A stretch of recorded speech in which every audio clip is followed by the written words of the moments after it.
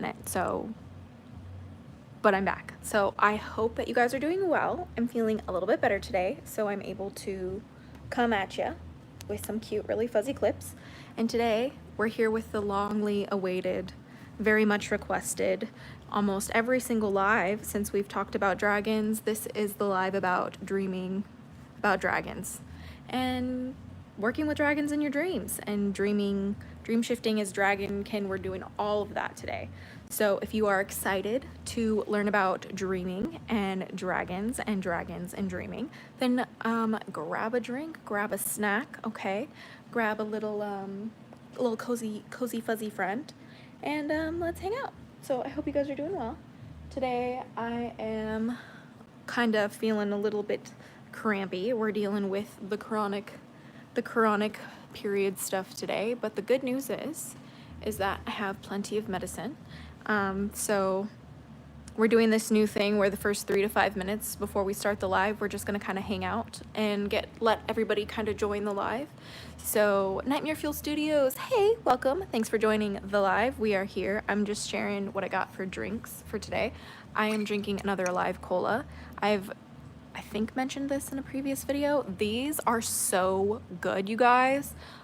There are no psychoactive mushrooms in this. This is all natural ingredients, all organic. Again, like I said, it's non-psychoactive. That's been the biggest question I've got for those. I have chocolate milk. Chocolate milk is so good, so good choice. And then I also have some medicated beverages off of screen because I'm not allowed to show that here on the live. But I'm gonna get some like cups. Wait, do I have a cup? Maybe if I'm feeling up to it, I can grab a cup for it later. But I'm like working on getting like a cute little setup for our live, our like little daily dose of lives here. I might actually just kind of sit here. We've kind of had kind of a crazy day because like, I don't know if you guys can tell, like I just don't feel the best, you know? For those of you who don't know, I do struggle with, no, I lost you guys. I do struggle with some chronic health issues, and today I'm having a little bit more of a flare-up. So, Isinator, hey, hi, hello. Welcome to the live. I'm probably going to just brush my hair here for a second, just because we're just kind of hanging out, talking about our dreams of dragons. It's just what we do here on the channel. I'm gonna see if it'll stand better if I like mount the camera to my purse. Okay, let me know if you guys can hear me or if it's muffled. Hey, Rebel Child Witchery, thanks for joining the live. I am just gonna kind of like just brush the hair a little bit while I'm waiting for you guys to hang out. I like literally woke up not that long ago and I'm having like not the best day, so we kind of like had to wake up and go get medicine and stuff. I'm actually gonna have another like a juice shot probably in the middle of the live, depending on how long we're on for.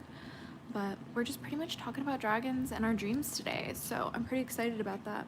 I recently found out that chocolate milk was a drink only high class occasionally drank in ancient Egypt. Okay, I have to learn more about this because chocolate milk might become my new favorite beverage of choice this summer, if that's the truth. So yeah, how have you guys been? I know I haven't been here in a couple days. I've missed you guys. It's only because I've been, 1, really busy, and 2, like not feeling the best. But like I said earlier, for those of you guys just joining, I am feeling much better today, so I'm super excited about that. I have my little cami brush here. I call it my Swiss Army comb because it has like 2. It's from, I think, Miniso. For those of you guys who like what's it called, Sanrio character stuff. I love going to Miniso and grabbing stuff. Been a hatchling since your Sacred Circle interview. New channel. Oh my gosh, Rebel Child Witchery. That's insane. That was like so long ago. I can't even like remember that. Like how many, I can't even remember how many years ago that was, but like thank you so much for joining the channel. It's so awesome to have you here. I have to go close my window because one of our neighbors is smoking cigarettes and that's literally gonna like take me out of commission. So like, please give me 1 second. Hold on, I have to do this. Okay guys, this is ridiculous. I don't know why people smoke cigarettes in 2024, but people do it. I don't know why. Please stop. It's not good for any of us. I have to close the window now. Not enjoy the outside. That's fine. I will suffice with my little kitten instead. Yeah, because we can't have Neala Conminas You know what I mean? Nayla's not allowed. She's not allowed to have cigarettes, okay? So, thank you for patience. I'm almost done here, just getting all situated for the live to come back. Okay, we are back. Thank you. Thank you, thank you, thank you. All right. Let's see. Here we go. Oh my god, it smells so bad in here. I might have to burn a candle. That sucks. Okay, anyway, I'm back. It explains a lot because I've noticed a lot of Egyptian deities love chocolate as offerings. Yeah, that is pretty interesting. I don't really know much about like the history of chocolate, but honestly, I'm pretty sure it's something that would really fascinate me, I think.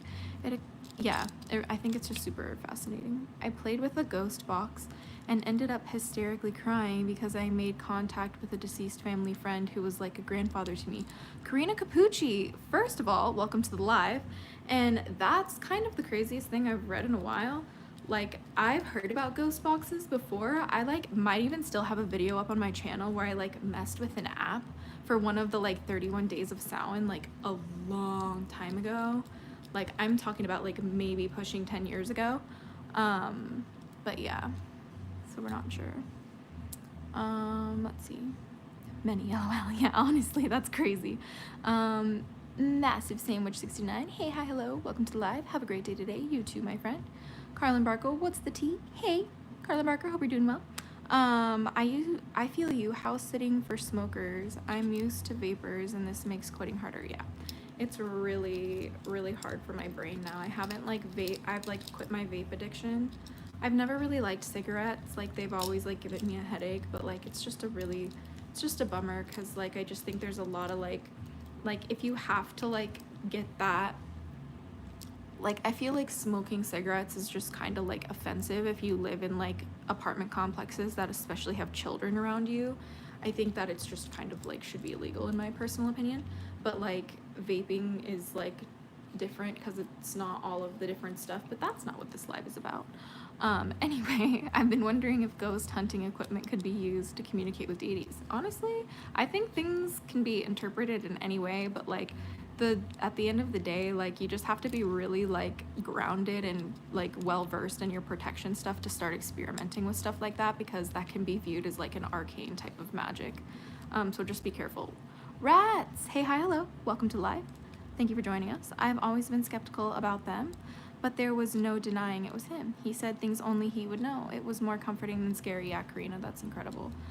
See, that kind of thing would just like give me so much like comfort that like, you know, there is something kind of there on the other side, if that makes sense. Go you, I'm getting there. Yeah, honestly. Eddie's Funhouse, love you all. Thanks. Thank you for joining the live. So let's kind of start jumping into that dragon stuff. I recently have had a dream about dragons, but it wasn't like how like I normally dream about dragons, in the sense of like I normally dream about dragons like one it like focuses on one or like a group of dragons. It's not like on a massive scale the way that this was. And the way that I like kind of interpreted this was just like there's a lot of like people ready to work with dragons, and a lot of dragon energies are being consciously called upon on the planet right now, and it's like a really good time. Like, it's probably one of the best times to like tap into working with dragons, and that's why I wanted to like make this dragon dream video, because I usually have more dreams when I'm like on my period, because I'm sleeping more during the day, and that's usually when I practice like that astral projection practice or my lucid dreaming, because I sometimes can't really get out of bed. So what do I have? Nothing but time during the day in bed, and it's a great way to practice. So this is why I think this is just kind of in the way that my flow goes when it comes to like the dream state of things. But the best part is that I know that this like was like requested recently, and then I also had a dream about them recently, and then I just kind of like really missed talking about dragons, because it's just kind of like I think been over a week since we've kind of like done a dragon live. So let's like hella get into it. I have no mouth and I'm a scream. Thank you for joining the live. Dragons, demons, angels, and gods, they come to me in my dreams and more scary into my waking world. Yeah, it's like here's the thing, like when I was first working with dragons and like first like trying to understand like myself or my dragonkin identity, the biggest issue for me was like really understanding the difference between real experience and fantasy, and learning how to feel grounded in my interpretation of my messages and like my visions and all of that, and where I was really originally pointed like in a good direction by my guardians at the time. So like my because I started dreaming about dragons like for as long as I can remember. Honestly, I have so many like dreams about dragons just in the archive of my memory just over time. But like, you know, recently it's been getting like more and more, I don't want to say the word is sinister, but I guess just like overwhelming and like dramatic my dreams have been getting in the context of dragons. Not in general, like I still have good dreams and stuff, but when I dream of dragons these days, it's very dramatic. But that also might just be because it's literally the year of the dragon and there's so many good shifts going on the planet right now, just for the fortune and favor of the good of the all, like of all that is. That's just kind of like the draconic energy, you know, like we talked about earlier, that dragons are protectors of what is precious. And so moving forward in my practice, when I was first working with dragons, the only way that I really started to feel certainty when I was working with dragons was when I had dreams of them, because like I couldn't make that up, if that makes sense. Like I could like meditate and like have a vision and then like feel like I like had something, and I was like, okay, but what if that was just like my brain making it up? What if that was just like, you know, my conscious imagination, you know? Which there is like kind of a blurred line there. We can talk about that in another video, but like for today, when I first started, like I knew that when I woke up and I had a dream about dragons, like that was something that like I couldn't like make up in the waking world, like I could in the waking world, excuse me. So I hope that that kind of like makes sense. That's kind of like the basis of why I really wanted to dive deep into this topic today, because like I think especially when you first start trying to reach out with dragons, if you have dreams or if you have had dreams about dragons in the past, like they're already trying to work with you and connect with you, undeniably so. I think that that's a very incredibly powerful confirmation tool that anyone of any religion, spirituality, identity, background, culture, anyone can use as a good tool of gauging whether or not they have dragon energy in their lives. And if you have dreams about them, ding, ding, ding, that's a really good place to start. So I have a dragon tattoo. Yeah, I've been thinking about getting one, but I just don't know where I would get it. I've been thinking that I'm dragonkin. I've been having dreams about dragons a lot, and I'm always a first person flying. Do you have any tips? Rats. See, like for me, one of the most powerful like dreams I remember, as especially more so as a kid, is that I remember being a very small, like it felt like like first person POV, like I was a dragon trying to learn how to fly, and I remember like bigger dragons, almost like silhouettes, like blocked out by a really bright sun, if that makes sense, while I was trying to like fly on these cliffs. And like I would jump off the cliff and try to fly, and then I would fall and then always wake up when I fall. And that was like one of the first like reoccurring dreams that I had about dragons. That was like positive, but like kind of spooky, but like kind of like dragonkin in a way, because not all of my dreams about dragons are like point of view I'm a dragon. Some of them are like dragons come to speak to me. Some of them are like dragons are in the background. They're like almost like supporting characters of whatever I'm doing in the dream. Sometimes it's just like the symbolism of dragons within the dream. So like maybe there's like a dragon statue, or maybe there's like a dragon like print on a fabric or something like that. But like the ones that like I'm talking about, the dragon dreams I'm going to focus on today, I guess, are the ones that are exclusive to like you seeing a dragon embodied in your dream, or you embodying a dragon, if that makes sense. So that's what we're going over in today's video. Felt like my path was growing stagnant, then dragon symbolism everywhere. Yeah, dragons are crazy, man. They're like, that's another thing too. I feel like people will often see dragons in their dreams when it's a time of like great turmoil and people need to make a huge dramatic life-changing decision one way or the other. Sometimes it comes to us in our dreams when it's a time of we need to be more courageous, we need to tap into our own power and not be afraid to be a dragon. One of my favorite lines in Game of Thrones is from Lady Olenna, when she's talking to Daenerys Targaryen, the mother of dragons, and she's like, if I could have a word with you, you're a dragon, be a dragon. Like, take control of the situation, basically. Like, do what has to be done, like take fierce action to do what needs to be done to fix the situation. And like, Daenerys didn't follow her advice, and that was her fatal mistake. And that's why, like, I'm kind of frustrated at the writers of the show, because she should have won the show in my opinion, but it is what it is. At the end of the day, when you see dragons in your dreams, it's a huge wake-up call to like transform, is the whole point of it, of that, like what I was trying to say. I did a meditation recently with my dragons and found out that there's a tiny dragon attached to me who's just an observer. Is that normal?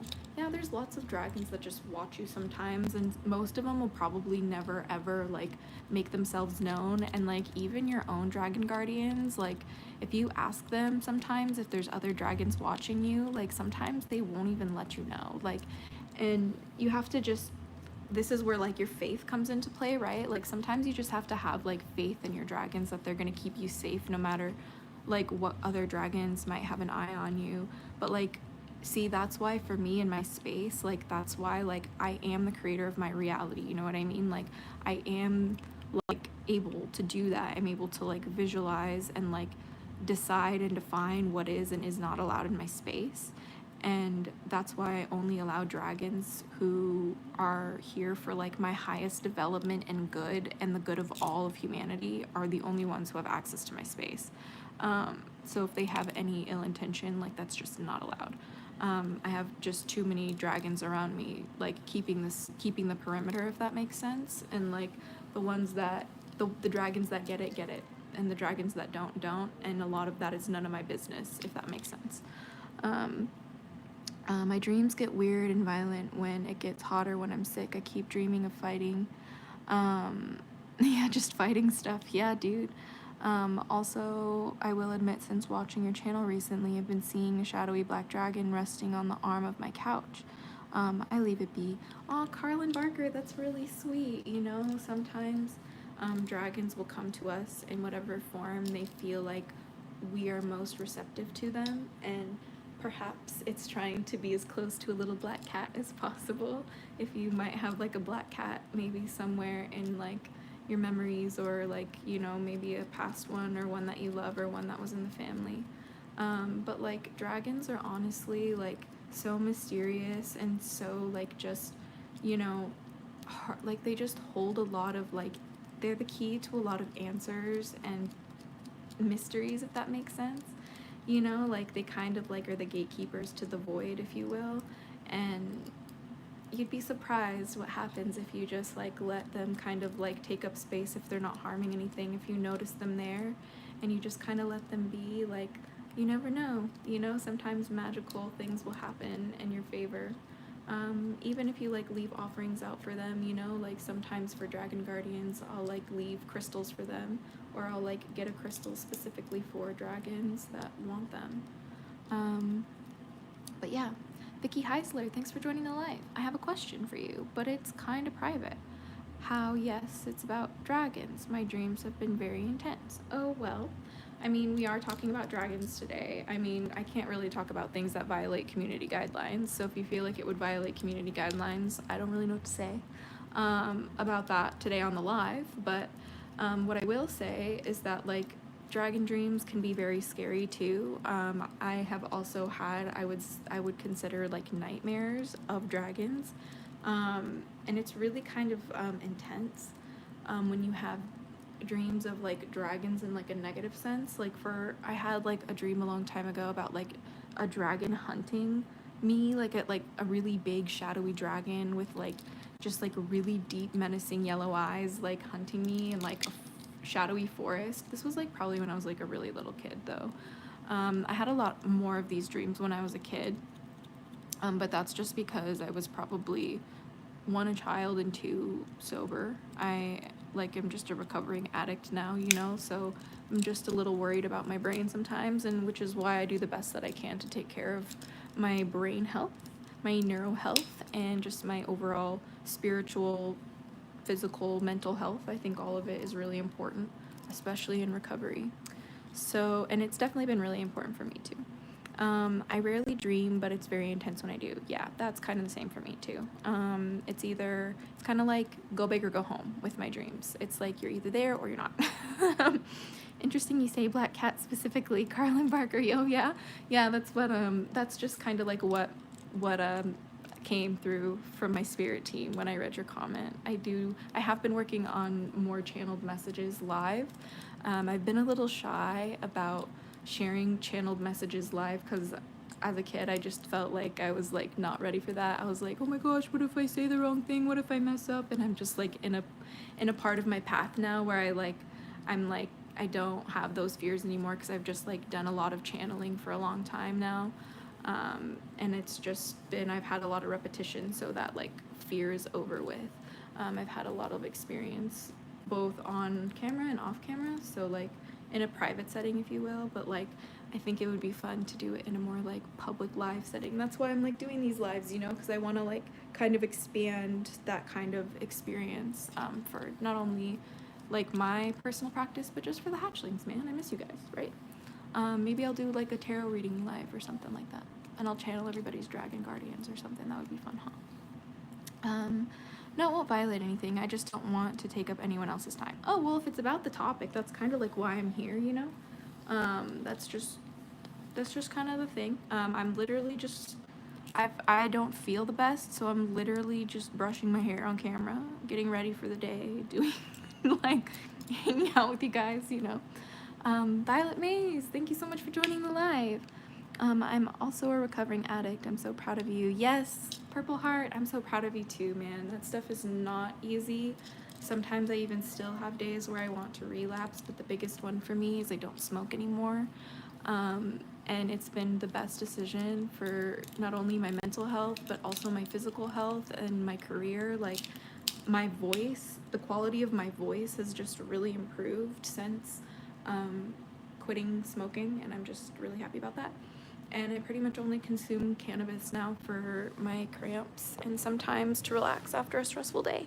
So yeah, that's kind of like what we do, and even then I'm trying to like kind of not really consume it anymore because that's kind of like, it's hard for an addict to kind of like walk a balanced line, like silver lining, without like relapsing. So there's that.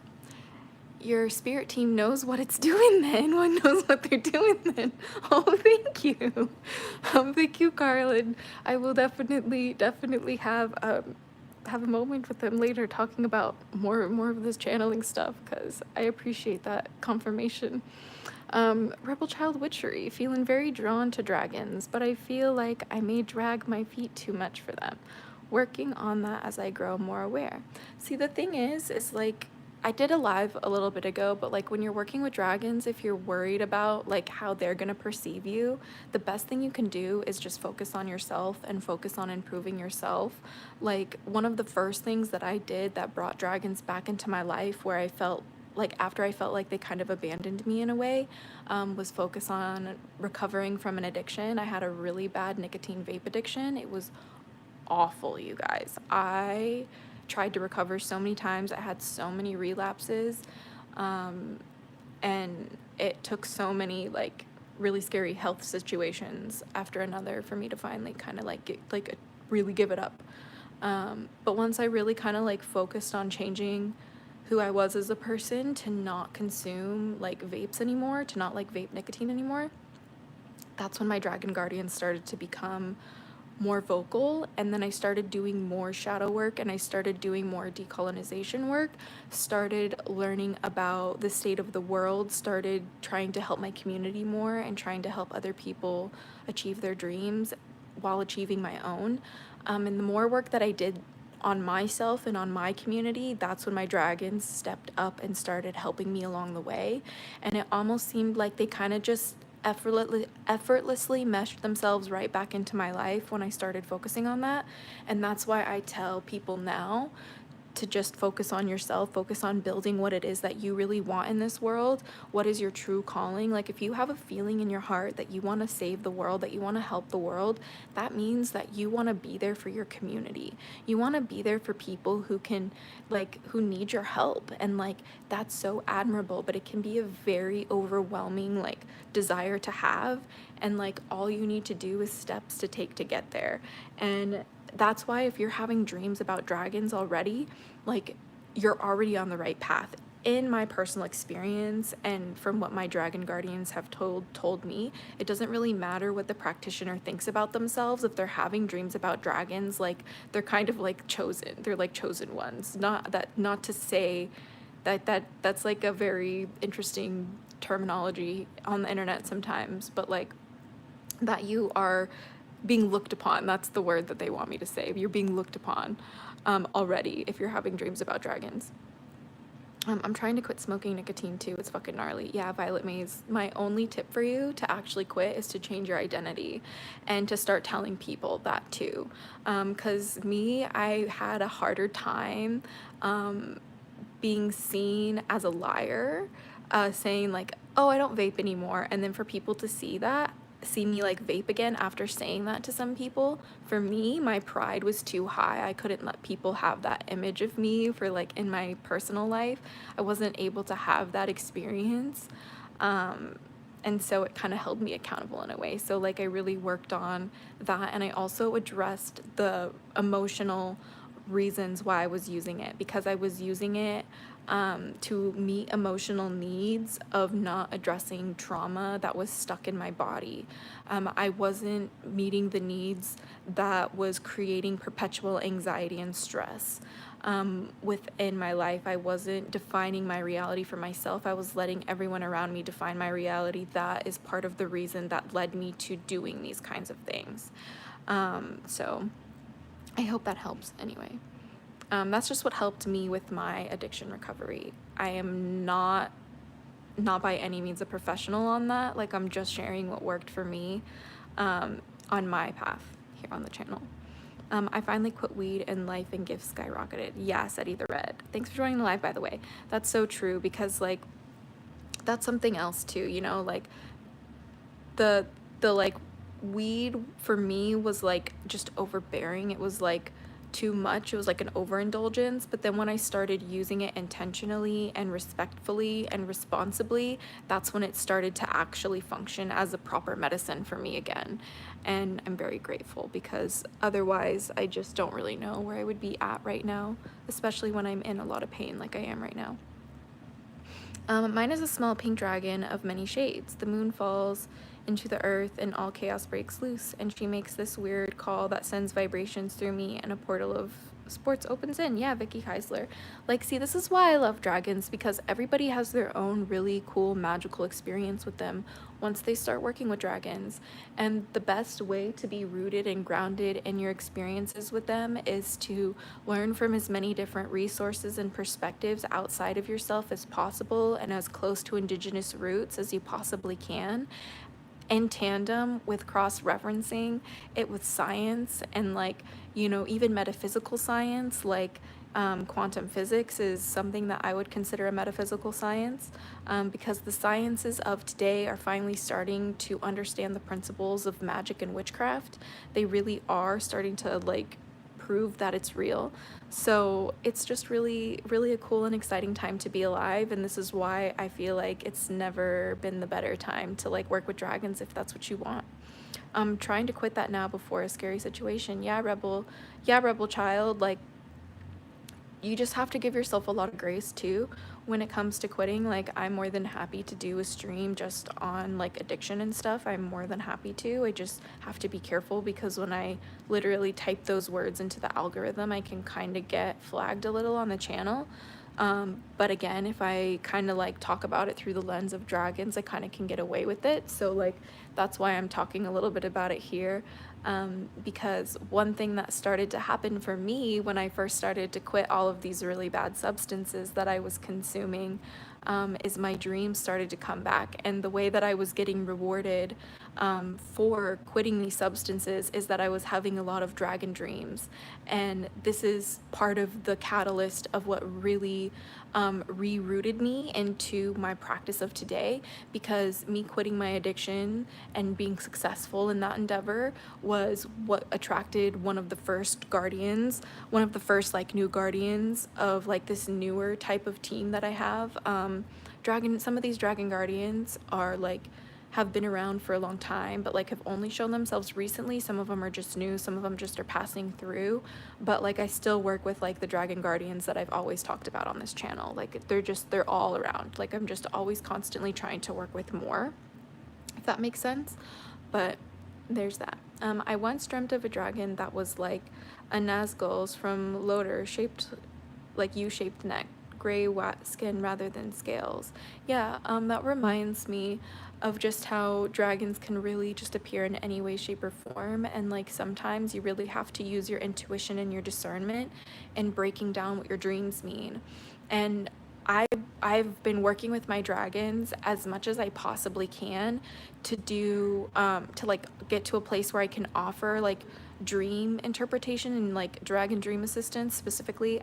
I don't really think I could probably help with any other dream stuff. Like I'm just not like focused, or like I guess you could say like a master in that type of way. Like I just don't have experience and like knowledge and stuff like that I do when it comes to like the dragon dream stuff.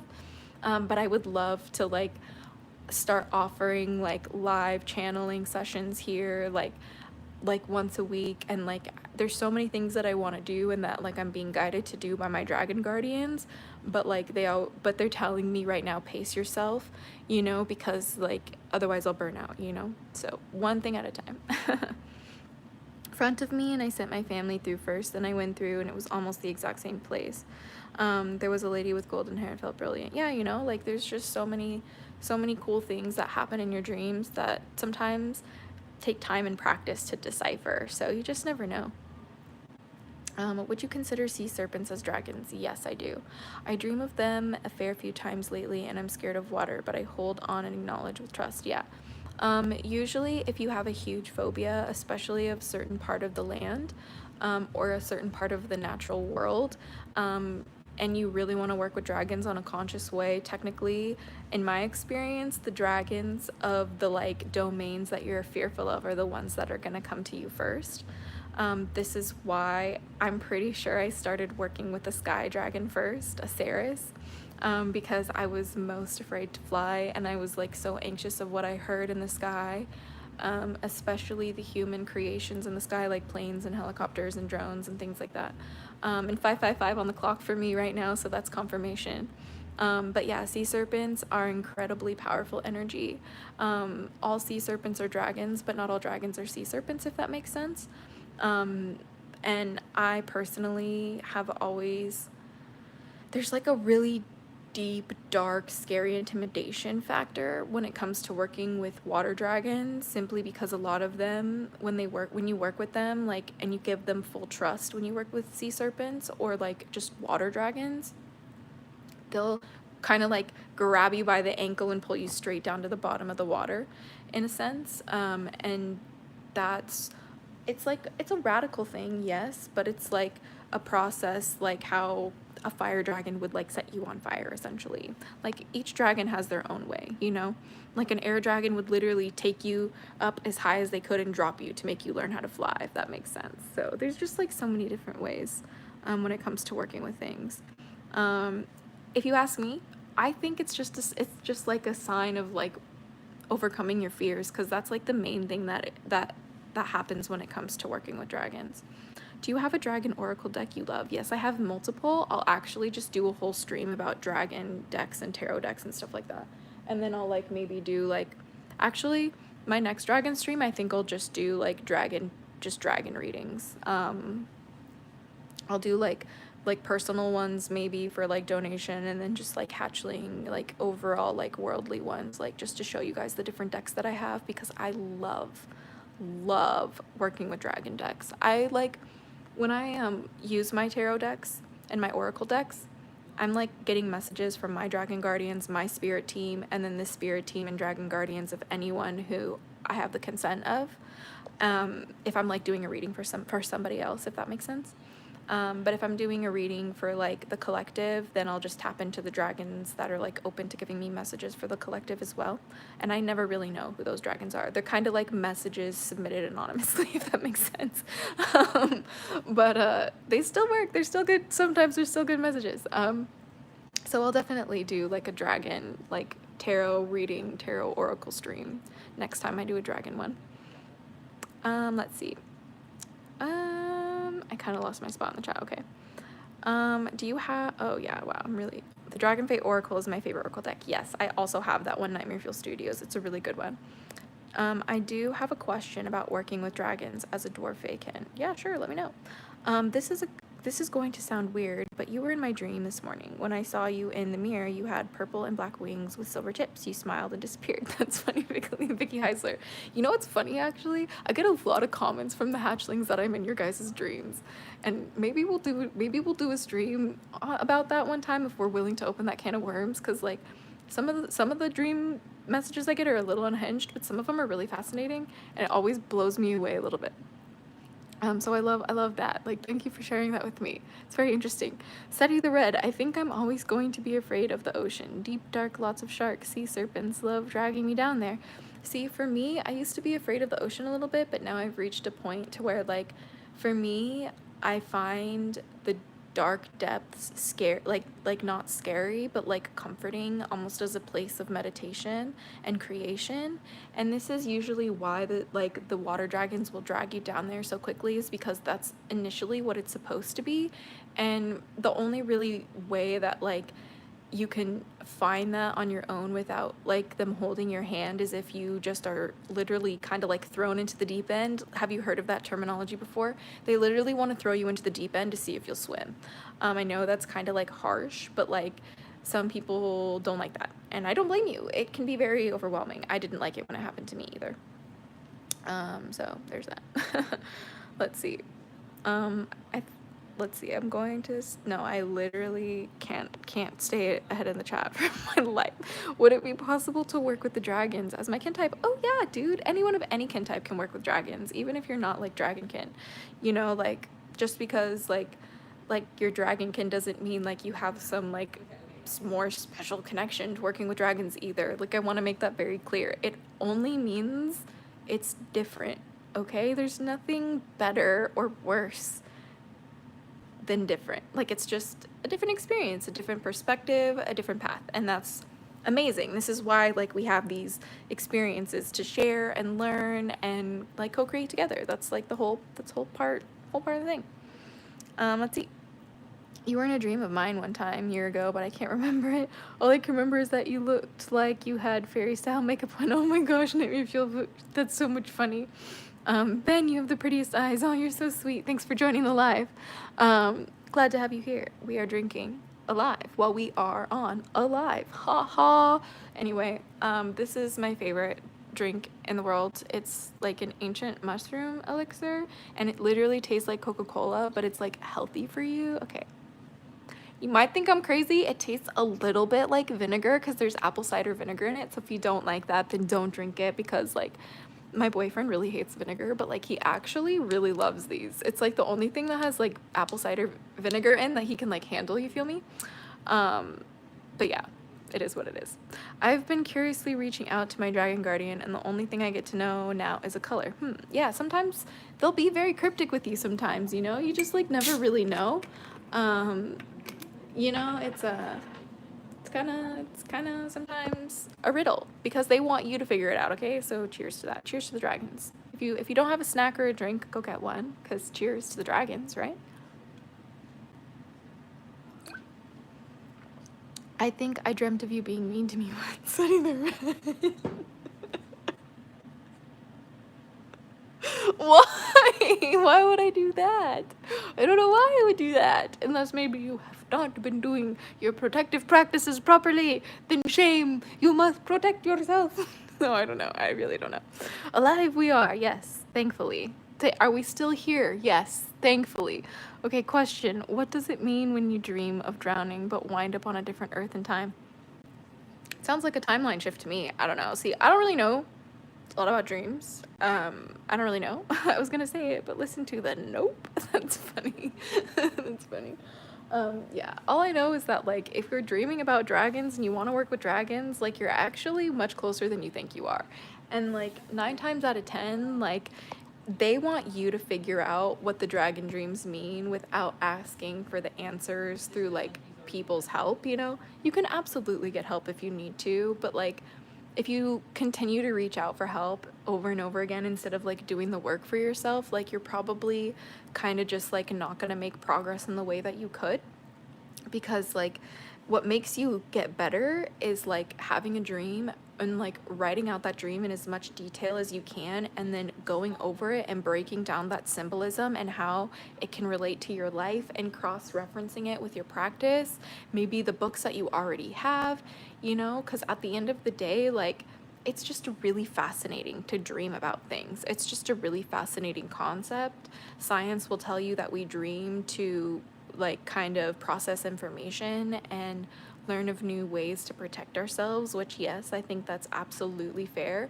And this is why I think that theory also validates, like, things like prophetic dreams. Prophetic dreams are a type of self-preservation. If you really want to break it down scientifically and completely extract the magic out of it, that's a very Western way of thinking, but we're trying to kind of marry the logical and the abstract here together on the channel. That's very important in my practice, because we live in a world of duality, and they're very much two sides of the same coin. They are made of each other, almost the same thing.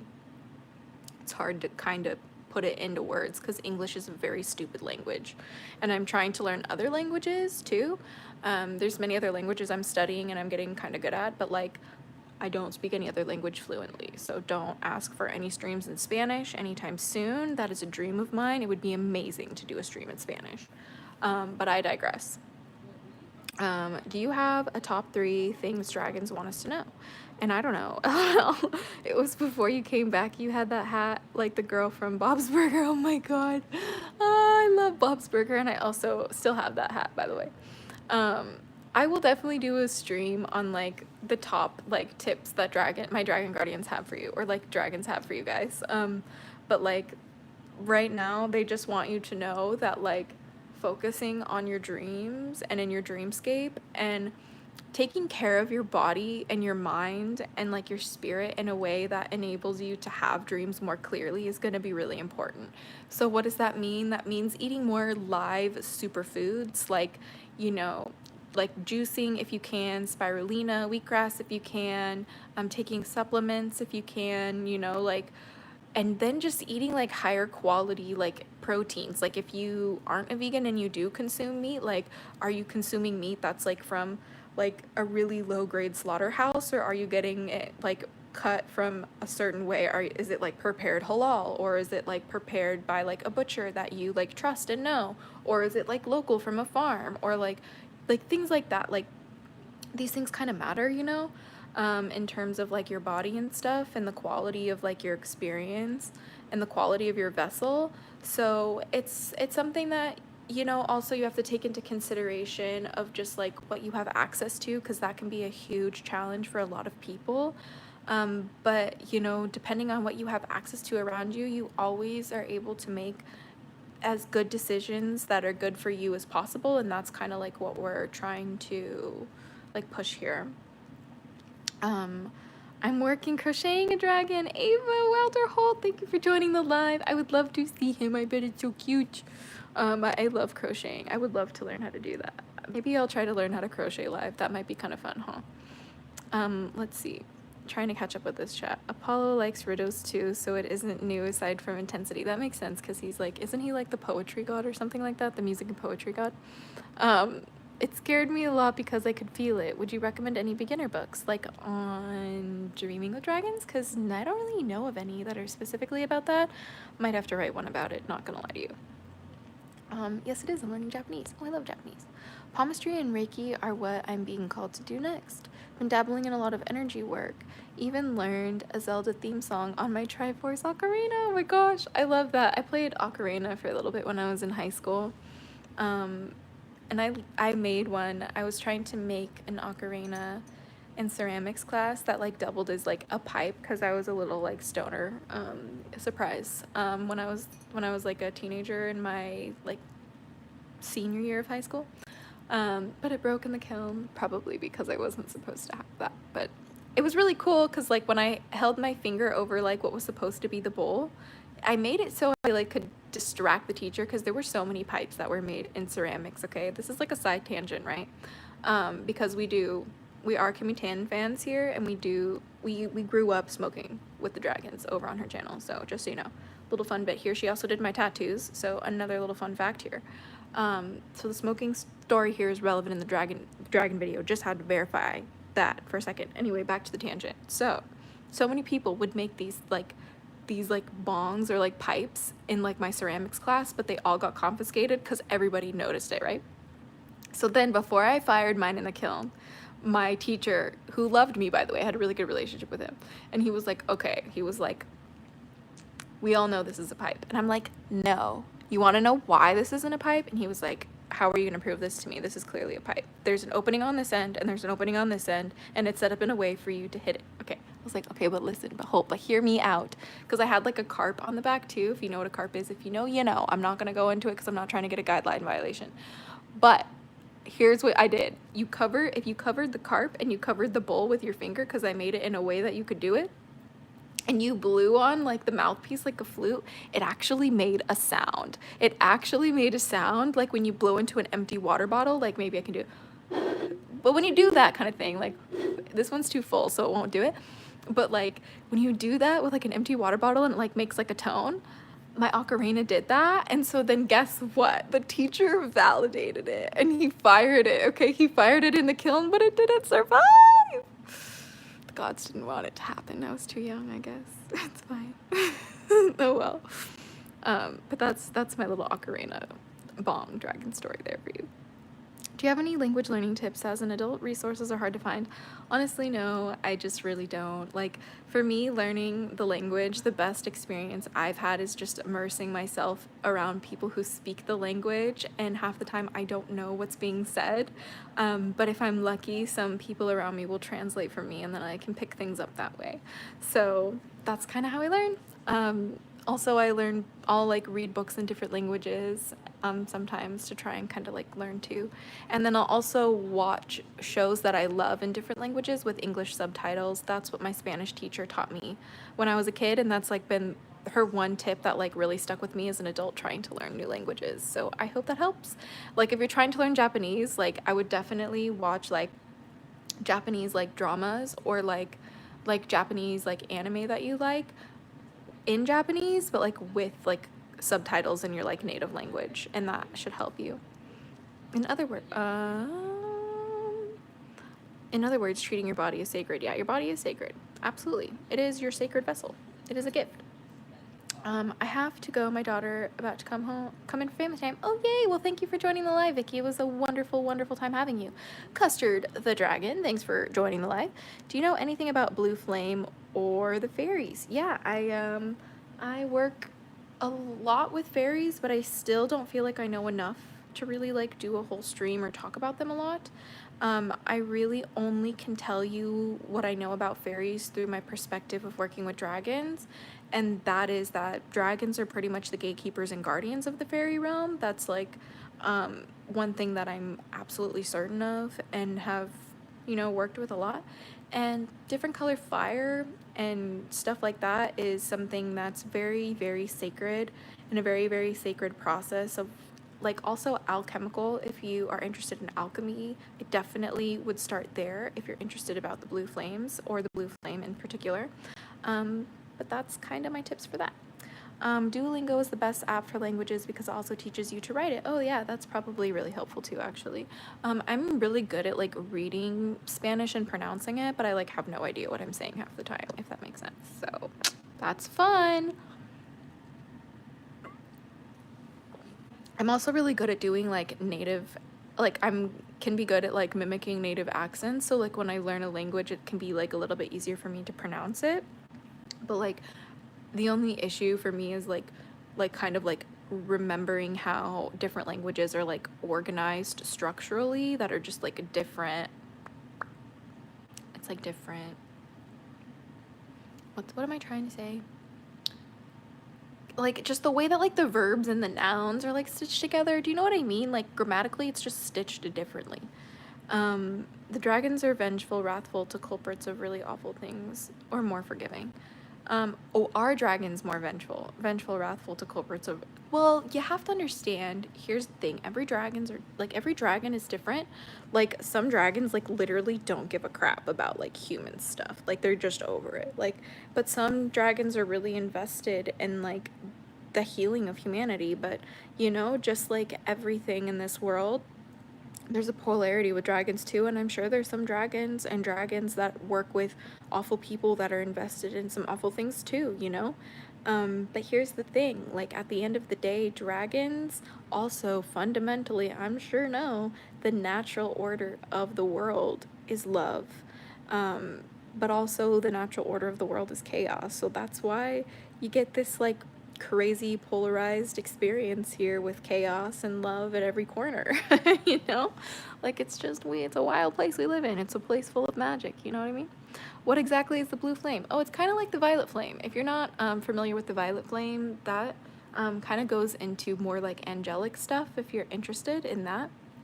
But with me, at least when I've worked with my dragon guardians, working with the blue flame has been a way for me to kind of like exterminate fears, especially when it comes to speech, like speaking, if that makes sense.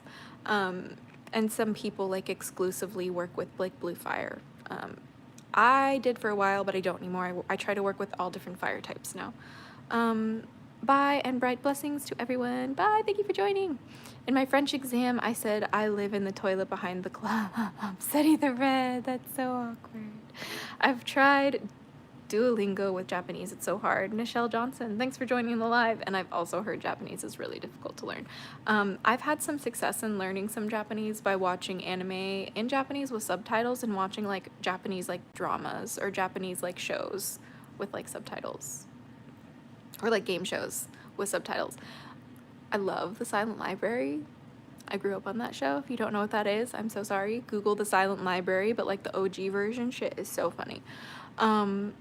What is your history with languages? I just love cultures and religions and spiritualities and languages, and they're all very much connected.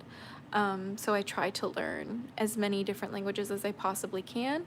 When I was very young, I started working with dragons in a spiritual sense, and they told me to learn Latin. And so that was one of my very first experiences. I had a Latin teacher who I met through Facebook, who was in Australia, and basically in exchange for me teaching him about witchcraft, he taught me Latin a little bit, so I know a little bit of Latin. But then I also took Spanish in in high school. My teacher was very boring, but I did learn a little bit of good tips about it. And I'm very good at reading Spanish and pronouncing Spanish because she was kind of like really scary about us doing it right. So, there's that, but I'm not very good at like understanding necessarily what I'm saying, if that makes sense. Do other kin have main kin types? I am Etherean and consider my past life my main one and get more shifts on it. I am Coyote past and cat other. Oh yeah, Ramen Cup. People can have multiple kin types. People might identify with like one more than the other. I personally identify as like dragon fae kin, but like I really only talk about it through like the lens of being dragon kin, because that's really all I'm familiar with. And it's kind of like an ongoing process from my lifetime. But for me, I don't really experience it in like a past life sense. That's not my experience, so I couldn't really speak on that. I just feel like I'm a very young like dragon incarnated as a human to gain wisdom and life experience and knowledge before I basically hatch into a dragon guardian in another lifetime. Maybe I'm wrong. Maybe I'm off the rocker, who knows? But that's just my experience. One Rock Stone, thanks for joining the live. What is a dragon guardian? I thought you would never ask. Well, what a dragon guardian is, in a spiritual sense, some people believe in guardian angels. Here, we talk about working with dragon guardians, which is basically like a spiritual dragon being of light that doesn't necessarily have a physical form, but is a vibrational entity and energy that you can work with. Some people believe they are conscious, like actual beings with their own, interpretation of things, but some people believe that they're more of an archetype that you work with or more of an energy that you work with. I've come across all different types of dragon practitioners that have dragon guardians that they don't even believe are like real, but they like work with because it's like their way of interpreting their reality. So there's just a really different vast way of explaining it. From my perspective on this channel, we consider dragon guardians spiritual entities that we work with, like say a god or a goddess, or even like a past loved one. Some could say they're kind of in the same ballpark as ghosts, and that's kind of like what a dragon guardian is. It's a spiritual guide for you. Let's see, how many types of fires are there? Well, I mean, like, there's probably more than any kind of fire types that I could tell you. But I'm just talking about, like, the colors of the, like, spectrum that we can see. Like, the Roy G. Biv, like red, orange, yellow, green, blue, indigo, violet kind of thing. If that makes sense. Yeah, I've seen Silent Library. It's so good. I love that show. It's so good. Tiamat is one of the oldest dragons recorded. Her story is quite sad, actually. Yeah, Seti the Red. Tiamat is one dragon guardian that I actually do work with. She has a very powerful energy that I have to tap into sometimes, and have tapped into when working with just transforming my grief. She's one that I've kind of been led to. So, do you have memories or flashbacks? The Indigo Magician. Do you mean like in a PTSD way? Because absolutely, I have flashbacks. But if you mean like in a dragon way, no, I don't experience that. Do you believe in dragons? They are real. Yeah, if you follow me on Instagram, my bio literally says I'm the girl who believes dragons are real. Because they are. I experience them. I would not even be alive today if it wasn't for the dragon guardian presence I have in my life. If you're new here and you're like unfamiliar with who I am, hey, hi, hello, my name is Azura. I do a daily dose of dragon feather here as much as I possibly can. And dragons are just what I've used to navigate the struggles of life. Every time I find myself at a loss of words or faith or direction in life, I turn towards the dragons and I listen in the dark, in still darkness, to what they might have to say, and I follow whatever the hell they tell me to do. So that's what I talk about here on this channel. If that's something you're interested in, leave a like and maybe subscribe. Do you think isolation made you believe random stuff because you were bored? Absolutely not. It made me find who I was, and I'm really grateful for that. But I almost didn't come out of it alive because I was a very, very sad person. Dragonstar, hey, hi, hello, welcome to the live. Hello there. Do you ever have a dream or a vision of a dragon heaven? Because I listened to a song from Aaron Wild. I always see a vision of me going there. Yeah, dude, I recently had a vision of angelic dragons, and I've been recently working with angelic dragons. I've talked a little bit about this before, but I'm totally down to maybe talk more about it. If you are interested, because I just think it's kind of something I don't really see any information about, but working with angelic dragons has become a cornerstone of my practice, especially navigating grief and sorrow and death and destruction and stuff like that. Azura should play Pokemon with only dragon types. I actually do. So did any of you guys like watch like PokeTubers? Like Tyranitar Tube is like the coolest one. He's my favorite. I actually have like talked to him a little bit. Like, it would be amazing to have him on the channel to talk about dragons exclusively, because there's a lot of dragon lore in Pokemon. So go spam Tyranitar Tube and say, make a video about dragons with Azura if you love me and him, okay? But I digress. That's like a dream of mine. Anyway, but yes, you're absolutely right. People would do these things called like, they would like a, what's it called? a Nuzlocke on their like games, right? I would do what was called like an Azura lock. I would like Azura lock my games, and I was only allowed to play with like Pokemon that looked like dragons, that were like dragon-like, or that were dragon type. So like I started with Charmander, because like Charmander evolves into Charizard, which is basically a dragon. I mean, this is like a fake Pokemon hybrid of Charizard and Rayquaza, however you want to say it. But yeah, I would love to make like an actual like let's play Nuzlocke of me just using like dragon-like Pokemon. That would be amazing. I would like make a whole list, and we could like Azura lock all of them, or like we could make like a different name for them. We could call it like a dragon lock or something like that. Oh, and I also would like have like birds too, because like I love feathers, right? So maybe we could just call it like a dragon feather lock or something like that. I don't know. It was so much fun, you guys. I don't really play Pokemon anymore because like the Pokemon games recently are just kind of like disappointing, but anyway. I'm very much interested in angelic dragons. Twinkle Plasma, Plasm. Love your name, it's super cool, and I would love to do a video on that. I work with demonic dragons, or at least a demonic dragon. Yeah, me too, I work with both. So it would be cool to do a video on that. Loxton and Noggin is my fave, oh my god. He's another one. Okay, also, if you guys love Loxton and Noggin, tell him to make a video about dragons with me, because he specifically, Loxton and Noggin, knows so much about the dragon lore. I would be able to just talk to him about it for days. We could literally just do a stream for days. So I'm manifesting this now. Okay, I have to get Loxton and Noggin on a live stream. That would be so cool. Oh my gosh. But don't tell him that I'd like fangirl. I would like keep it cool, right? Be like, we're here, okay? We would be so cool. I would sacrifice my first for this collab, please. Oh my god. Yeah, you know what? I'll actually have my agency reach out to him. I'll try to manifest this, you guys. I'll try to manifest this. I might need to like actually pay for his time, because he like actually has a whole crew, you know, like he like feeds a lot of families. So like we would probably have to find a sponsor for this too, but like yes. This has to happen. This has to happen. How do you define angelic and heaven in a dragon sense? Let's see. I mean, the best way that I could describe it in that sense is like angelic dragons are the gatekeepers of paradise. Or they're like not the gatekeepers, they're like the defenders. They're like the first line of defense after the angels, like with the angels. They help the angels.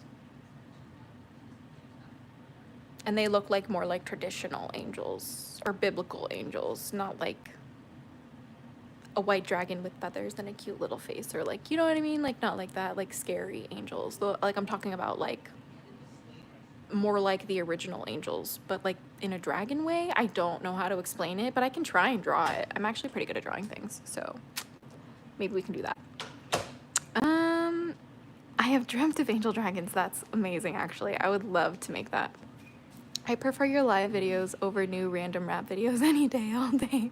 Oh my gosh. I really appreciate you for joining the live. I really appreciate it. I know it's weird, but I consider Mother Nature kind of like a guardian because of my theory and identity and a bunch of other reasons. Oh yeah, same.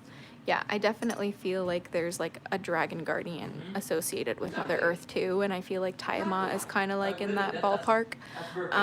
And so there's just kind of like a lot of different things in that kind of sense. So you're definitely on the right key, on the right path for that one. At least in terms of my experience. Cherub dragons, yeah. Could you imagine? I mean, I'm sure they're real too, but like not in the sense that I'm talking about. Tiamat, my beloved. Yes, Twinkle Plasm. Yeah, I love Tiamat. She's such a good one. Draw a Blue Eyes White Dragon versus Charizard. Carl and Barker. Oh my gosh. I actually am a fiend for Yu-Gi-Oh! I literally exclusively collect Yu-Gi-Oh! Dragon cards, and I can like literally show you. I do actually play Yu-Gi-Oh! I have a friend who plays Yu-Gi-Oh! Too. I'm actually in his music video. His name is Jude David, and since this is a promo now, you're gonna have to go check out his video Phantom Love by Jude David, because I am the actress in it. I yell at him. It's really awesome. It's a good time. So if you want to see me get mad, which is like the absolute antithesis of who I am, you should go check it out. It was really fun for me to play someone who's like toxic and fuck. It was great. Good. It was very cathartic. So go check it out. But like I literally am just trying to collect as many dragon Yu-Gi-Oh cards as I possibly can. It's so serious. It's so seriously necessary. Um, but yeah, I would love to see Blue Eyes White Dragon versus Charizard. That would be such a sick show. Seraph straight up means serpent, so it makes sense. Yeah, like literally that makes sense. In my opinion, I don't think dragons. She kind of looks like one from Moana, but prettier and more calm. Interesting ramen cup. Should have seen my dragon card collection. Yeah, honestly. Many mythologies start from a watery void. Do you think dragons started in something like that? Oh yeah. You know, like I think there's like if you want to know my personal opinion, the most real solid evidence of actual dragons living on our planet are deep in the depths of our ocean.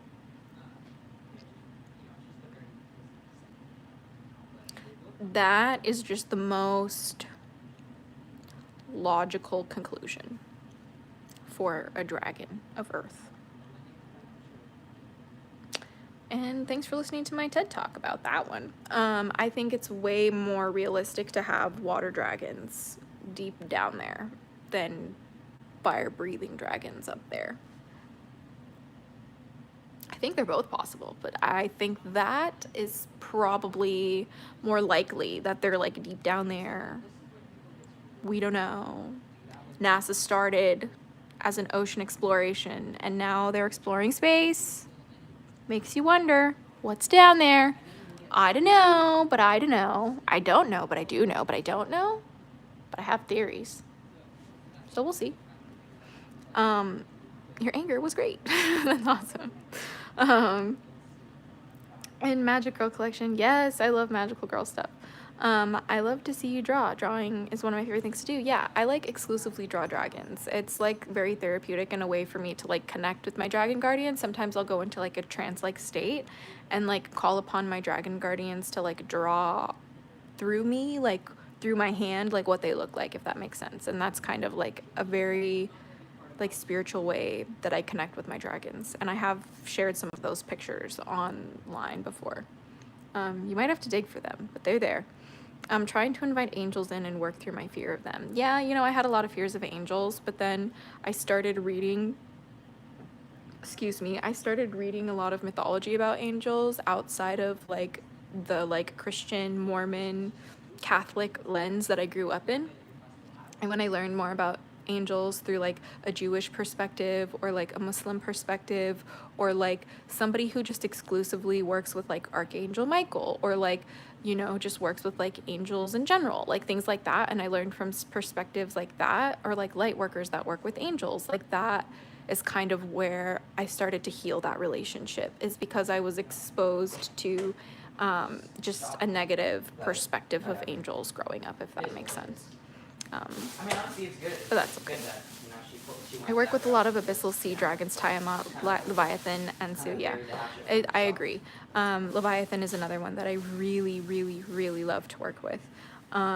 It's a huge one. Like again, when it comes to the water dragons that I work with, it's truly to unroot or like uproot the deep, deep, deep depths of my soul, like the emotional like disturbances at the depths of my soul. That's when I work with these types of dragons, and they have been some of the only ways that I've been able to cope with that, if that makes sense. If there were a species other than dragon to work with, what would you suggest? I have anxiety and also social anxiety, so I really just want something spiritual to help. Oh, well, I mean, like, I love to work with mythical creatures in general, so, like, that means, like, mostly dragons. That's, like, what I really work with. But I also work with fairies, elves, just the fae in general, and then also the unicorn, the griffin, the phoenix. Like, I think that unicorn energy is a really good place to start. It's a very peaceful place to start, and it really is a great place, especially if you're looking to reconnect with your femininity, if that is something that you are interested in. But also, I think a great place to start is trying to find just what resonates with you, you know, like angels is a really good place to start for anxiety. I started to find I had no idea what to do with my anxiety, and that's kind of what led me to working with angel dragons, and that's kind of how I coped with that. So maybe that would help you too. I read that dragons in Celtic lore developed specific colors for different meanings, which may differ from something like Norse. Oh yeah, that's really cool.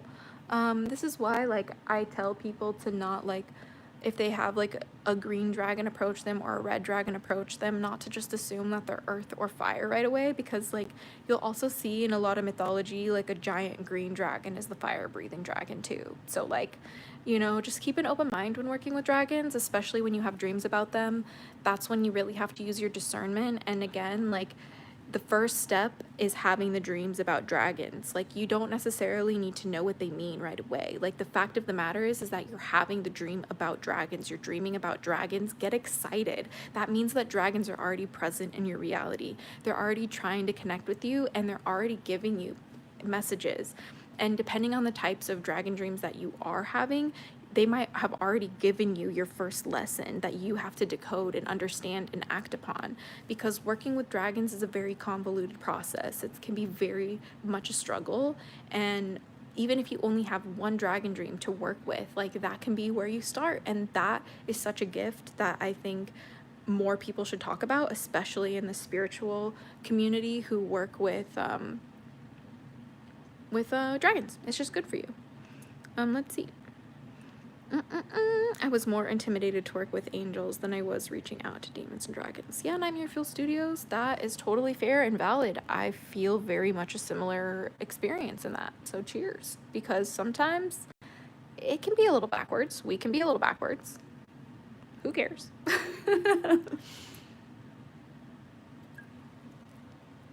What does it mean if I dream as myself as a dragon in the spiritual sense? Helios Pyrus, thanks for joining the live. That's a great question. When I first started having dreams like that, that's when I first started realizing that I was dragonkin. This was just my experience. My dragonkin experience is like, I believe that I have the spirit of a dragon hatchling incarnated into a human body for a experience. We say we are a spiritual being having a human experience, and that is just the type of spiritual being I believe I am. So that's just kind of the experience we share on this channel. But that for me is kind of where those dreams came into play. So maybe that's what that means for you. Study the red. Animal guides can be relatable because they feel like a middle ground between our world and supernatural creatures. You can find your guide in meditation. Mine is a millipede. Oh, I love millipedes. I used to have a millipede when I was a little kid. I loved them. They were a little stinky, but they were so cute and so fascinating. And I remember the way they moved their like legs and like the ripple, because like you'll see them move in like a wave.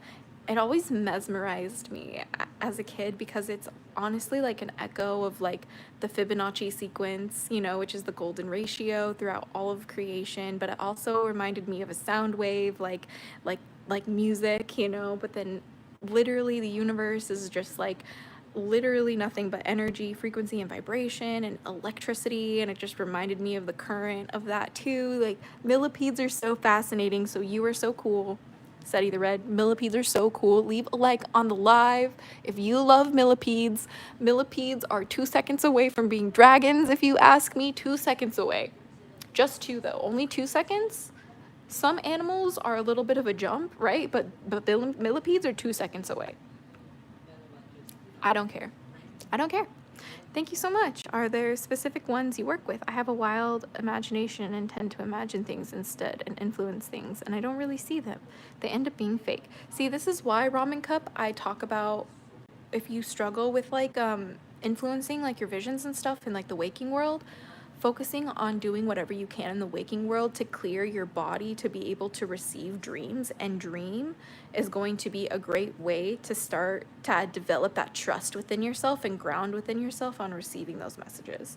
So that's how I developed that like safe connection and trust within my knowing and faith within the reception of my messages and visions in the waking world, after I really developed that like connection to my dreamscape, if that makes sense, to my like dragon guardians through my dreamscape.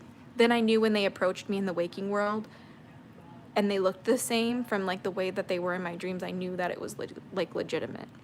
Oh yeah, do you have any experience with ice dragons? It's not really a traditional element, but it's what my draconic self resonates with. Yes, I actually really resonate with ice dragons. As a kid, one of my first huge experiences with dragons was the dragonology books, and I was so fascinated with the depiction of frost dragons.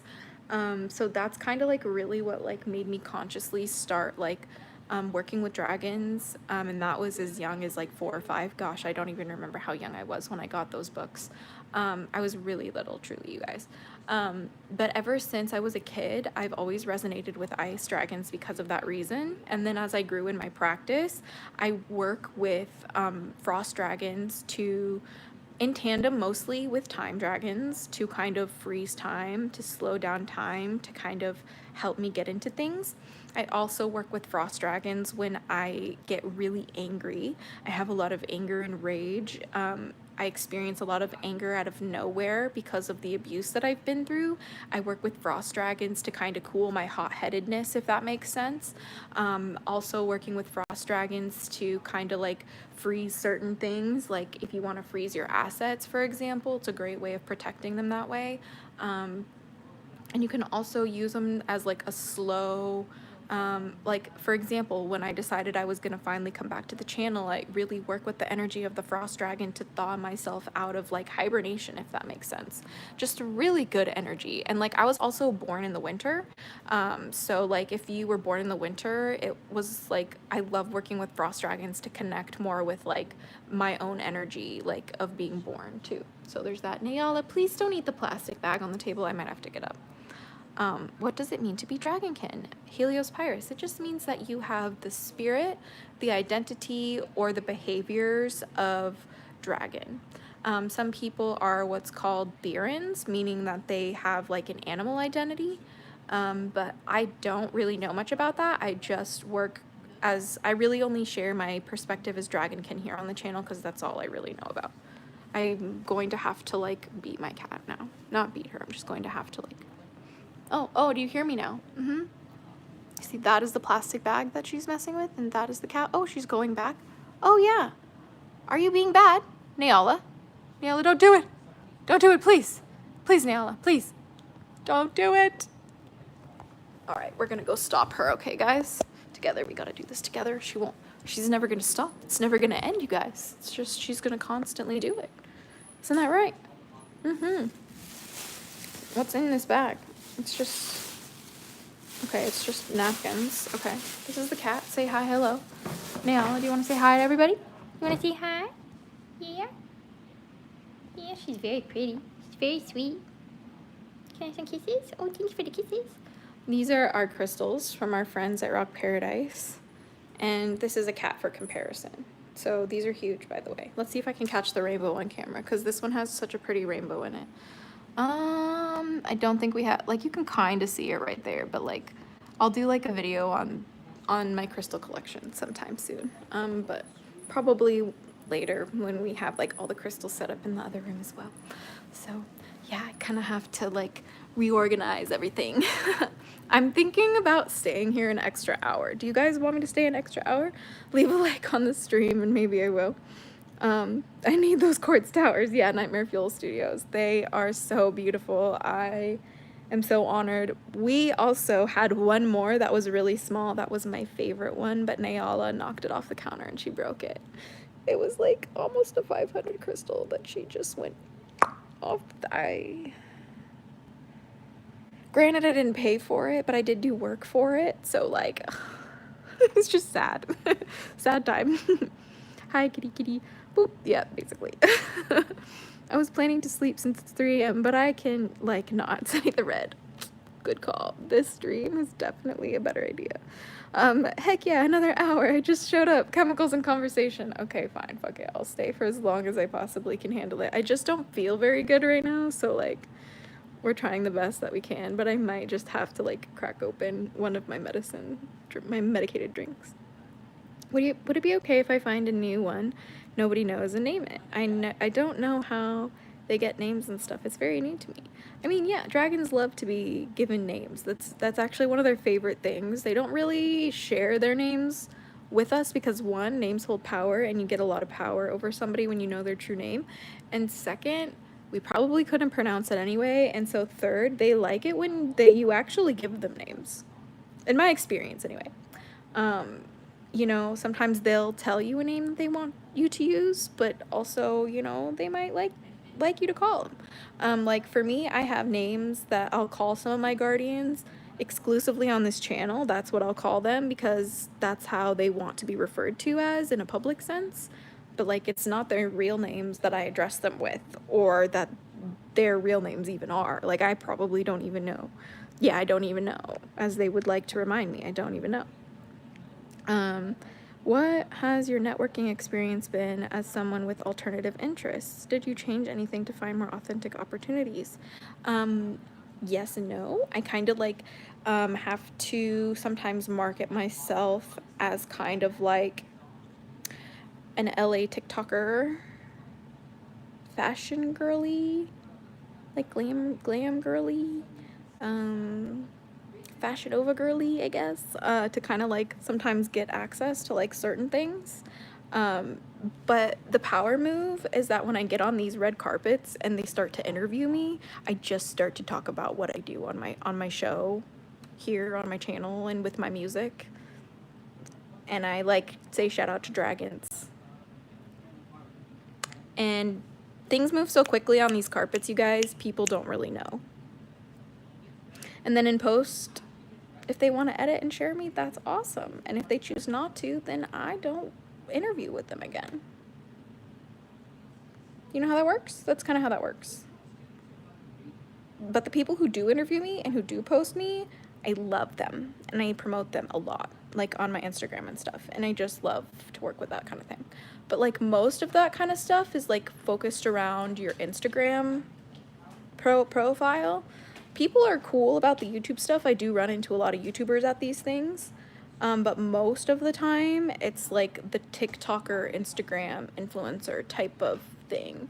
And then you will find some people who do like podcasts, but it's very rare. Like rarely will you see like Twitch people, like Twitch streamers or like podcast people on these carpets. Chat. What do you recommend? I would like to try and call one to my dream as I'm trying to go to bed soon. Haha. I am trying to find an angelic dragon or earth dragon. Honestly, Ramen Cup, the best thing that you can do is just call upon whatever dragon might be close around. The best thing to do is not have any attachment to the outcome and just focus on improving you and focus on protecting what's precious in this world and focus on dealing with your own bullshit and how can you show up better? How can you better manage your emotions? How can you better take care of your community and your family? Like, where are you being a little bit of a bullshit? Where are your toxic behaviors? And chances are by the time that you start working through that shit, you'll already have dragons around you. That's what they tell me to tell you guys. That's what my spirit team of dragons tells me to tell you guys if you're interested in working with dragons. I would call upon a mushroom dragon. That sounds cute. A fungi for sure. Seti, that's my favorite thing in the world. Oh my gosh, I love. So cute. What's the difference between dreaming of dragons and daydreaming of dragons in a spiritual sense? So when you're dreaming, your brain is like in a different like scientific state, right? So we have different types of brain waves. There's like alpha, omega, beta, different kinds of brain states. And when you are in a dream state, you're in a very open type of consciousness where you can receive more I guess, esoteric type of occult experiences. Where, like, if you're daydreaming and stuff like that, it can very much be influenced by your environment, by your waking belief system, by literally whatever you've seen around you during that day or the show that you're watching currently. Like, things like that can influence that kind of stuff. Oh my gosh, my cat's playing with her thing. If you want to watch her play with her toy. But she is kind of crazy over there. But that's kind of a little bit of a difference. One isn't more valid than the other. It just sometimes is more helpful for people who struggle to trust themselves and their messages in the waking world to have dreams about dragons, to know and have confidence about that. You could stay awake by pulling dragon cards. This is true. Yes, you could. I use astral projection to connect with me dergs. Very intense experiences. Yeah, I've done that a few times too. I find that it's not as easy for beginners, but if somebody is like predestined to be like, or like predetermined, or like has already had good experience with astral projection, that can be a great way to work with them as well. It's definitely a good choice. Oh, Carlin Barker, good night. Thank you so much for joining the live. It was so wonderful to have you here today. Isinator, much love to you too, with some purple and blue hearts. My cat is being an absolute crackhead. If you want to see her, she's just being out of her mind. Yeah, what are you doing, huh? Are you gonna go do things you shouldn't? Are you doing things you shouldn't?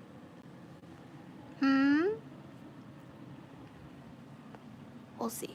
She might be back soon to destroy things. I'm not sleeping, silly goober. Oh. Well, cool. Glad to have you here still. Have you come across certain gods that appear human who have dragons in their service? Huh.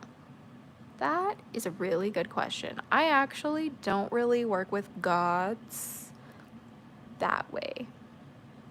I don't really work with gods like that. I work with them as like archetypes, if that makes sense. I can like totally do a video on like my different perspective of working with gods and goddesses, because I don't really like worship them the way that like some people do.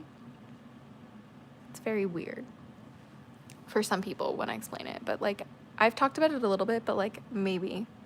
Yo, is that a Zen garden coffee table? No, I actually have no idea. My boyfriend got it for us. He just found it somewhere online and had it delivered. I don't know. But yeah, that's kind of like my experience, I guess. Let's see, just trying to make sure I got everything. Yosh, fellow winter baby. Yeah, I love the winter time. It's the best. It was awesome. Wizardology and dragonology were great. I can still see the frost dragon page in my head. Are there dragons of non-elements like grief, sacrifice, brimstone? Yeah, you know, I kind of feel like there's dragons for everything at the end of the day. Like, the only thing that limits us is our perspective of dragons. And I'm a huge believer in dragons show up for you in the way that you believe in them. The only thing that limits your experience of dragons is the way that you believe in them. So the way that you have faith in your dragons, the way that you have faith in the dragon realm, and the way that you have faith in dragon magic is what's going to make it real for you. This is why I say we are of dragons and dragons are of us.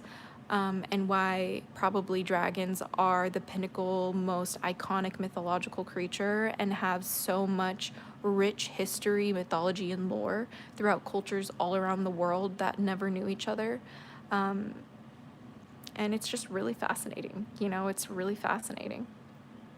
Also, definitely look into other cultures and their interpretations of having dreams of dragons, because in some cultures, having dreams of dragons is a very, very, very auspicious thing for an individual. My preference is for deities who are dragons themselves. Yeah, Twinkleplasm, that's really cool.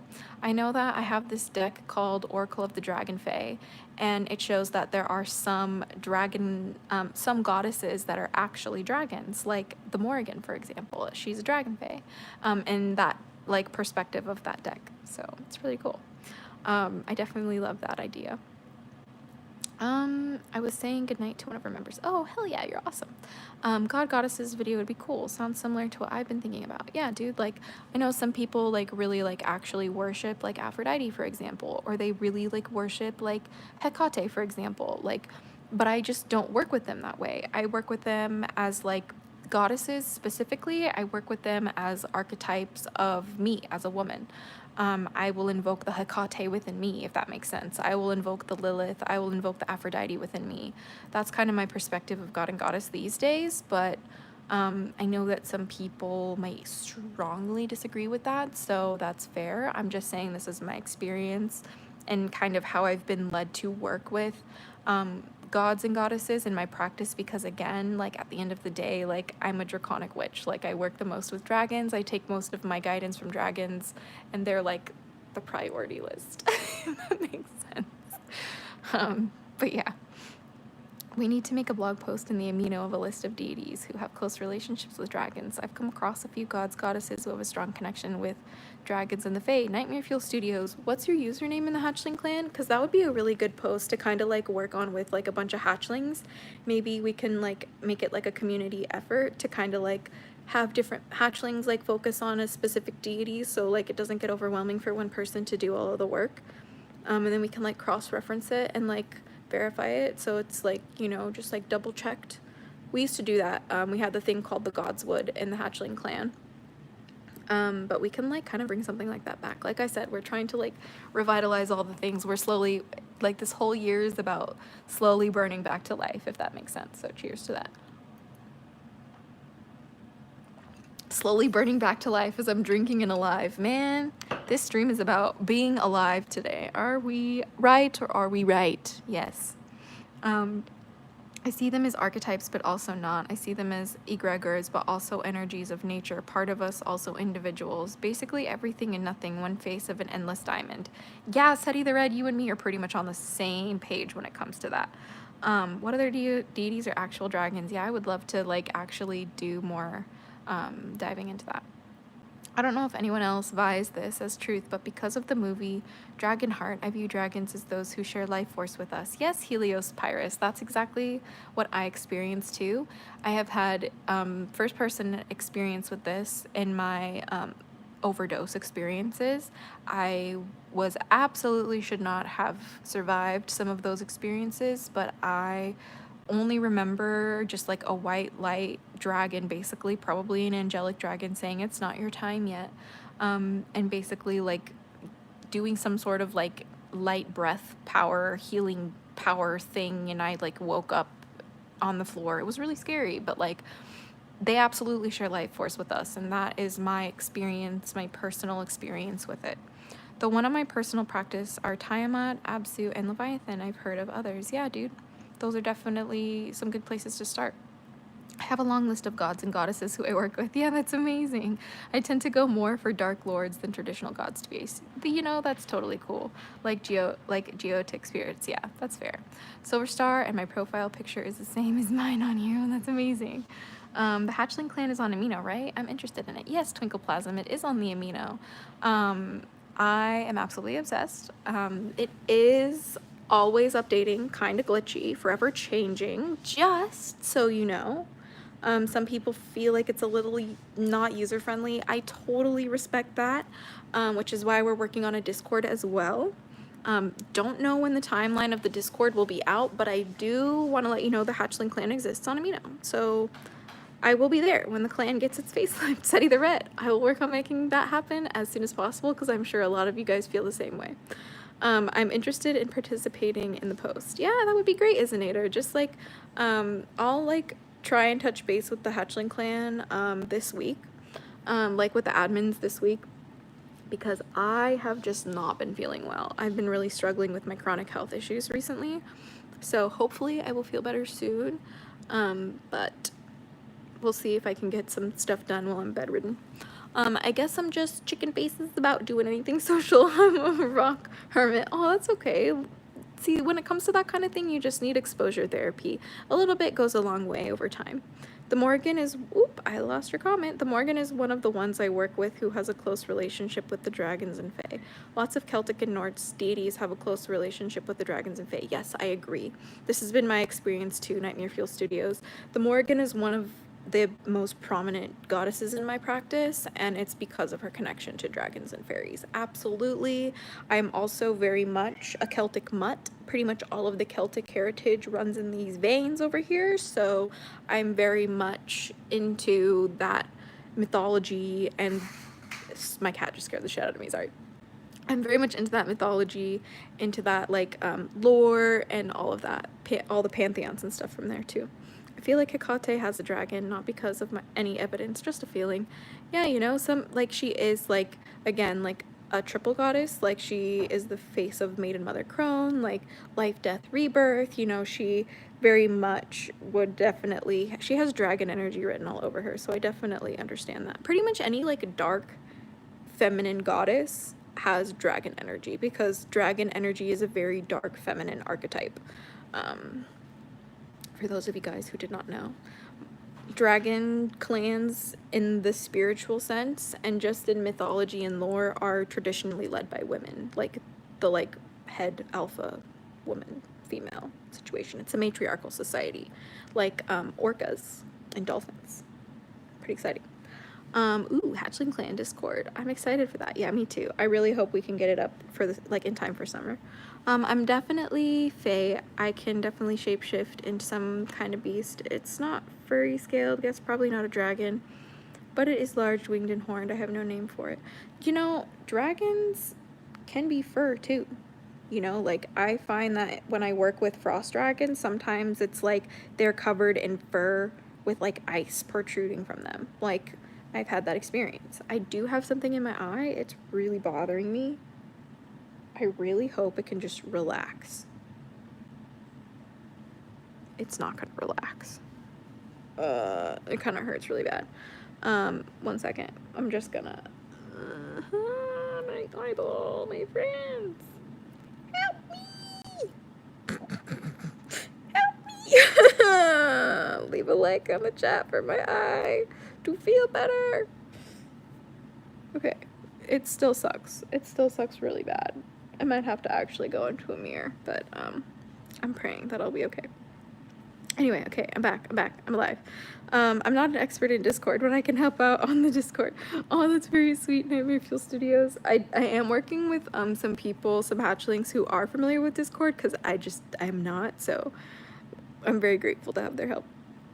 I get that. I have CFS and fibro and struggle to even feed myself 3 times a day. You are doing lives more than I could. Oh, Study the Red, you're very sweet. It's only because I have my guardians to draw upon energy. Like, sometimes when I don't feel good, I've been told by my guardians my responsibility is to show up for my community and to be a pillar of strength and to let people know that there is hope for a better world right now. We need that kind of thing more than ever. And they told me that I'm not allowed to be sad for too long. You know, I mean, I'm human, but they're like, you're not allowed to dwell in it, if that makes sense. I'm not allowed to identify with it. I'm not allowed to succumb to my sadness like I used to. I've been there, I've done that, I've learned my lesson from there. I know better now. I know better, and I know how to move through that energy. I know how to transmute that energy for the good of myself and for all. So even if I need to take some like days off from like the daily dose of Dragon Feather lives at the end of the day, before I jump on, like, sometimes I have to like redefine for myself. I have all the energy necessary to show up today. Even if I'm lying through my teeth when I say these things, this is why affirmations are powerful. Go on these little mini like positivity rampages, you know, and like, my guardians always got my back, you know. Sometimes when I doubt my guardian's presence, I reaffirm them there, and they love that shit, you know. As Seth said, oh my gosh, Wajet and the goddess knew it for me. There's no sense of true evil in Egypt, but Set is chaos, and Nuit is the gateway to the underworld and the cosmic realm. Yeah. You know, I find that in a lot of older religions, they don't really subscribe to an evil archetype, just dark and light attributes being a part of the whole. I work with a few Egyptian deities too. The ones I work with definitely have a relationship with dragons. Yeah, there's heavy dragon energy in Egypt. Don't doubt that for a second. Pretty much all dark goddesses are close with dragons. All of the ones I work with are definitely close with them. Yes, same here. All the ones I do are close with them, if not like a form of a dragon themselves. I work with Egyptian gods. I'm going to purposefully imagine dragons in ancient Egypt now. They are there, trust me. If you look up some ancient Egypt dragon art, it's so freaking fascinating. I begin to wonder if it falls into the category of dragon fae. Oh, I missed your earlier comment. I'm definitely fae and can. Oh yeah. You might be right actually, Lindsay O'Neill. I would look into dragon fae as much as you can, although when you look into dragon fae content, you're probably just gonna find my videos because I can't find anything else other than this this deck that I have, Oracle of the Dragon Fae. I do recommend getting that deck. It's such a good one. It slaps. It's just such a good one.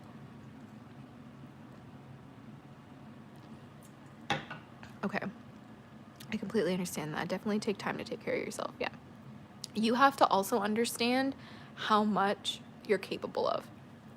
And like yesterday and the day before that, I was not capable of showing up for you guys on camera and delivering what my purpose of this channel is, because I am a human being, and that's okay. But this is why the daily dose of Dragon Feather is as close to 24 hours, like every 24 hours a day as possible, because that's like the goal that I'm always striving to hit. And I think that's an incredible goal. And maybe one day I'll get to a place where my health doesn't affect my ability to show up. And I dream of that day. I'm manifesting that shit. You know what I mean? But like right now, one of my biggest lessons is knowing and having the ability with my discernment when I'm able to show up for others and when I have to show up for myself first. You know, and sometimes I have to say no to things that I really want to do sometimes, but it's for me to feel better. Oracle of the Dragon Fae is a must-have for all dragonkin. I agree, Nightmare Fuel Studios. I don't care, or do I not make the rules, but that is definitely on the list. Kitten Paws, hey, hi, hello. Thanks for joining the live. I'm so happy to finally be able to watch one of your lives. I found your channel a few years ago, and it was one of the reasons I found my place among the dragons. Kitten Paws. I'm gonna cry on the live for you. It's so happy to have you here. Hey, hi, hello. It's truly an honor and a privilege. I feel like the hatchlings and I here on the live have been waiting a long time to have you here. One of the real ones, actually, so it's super cool to have you here. I hope you are enjoying the live here on Dragons in Your Dreams so far.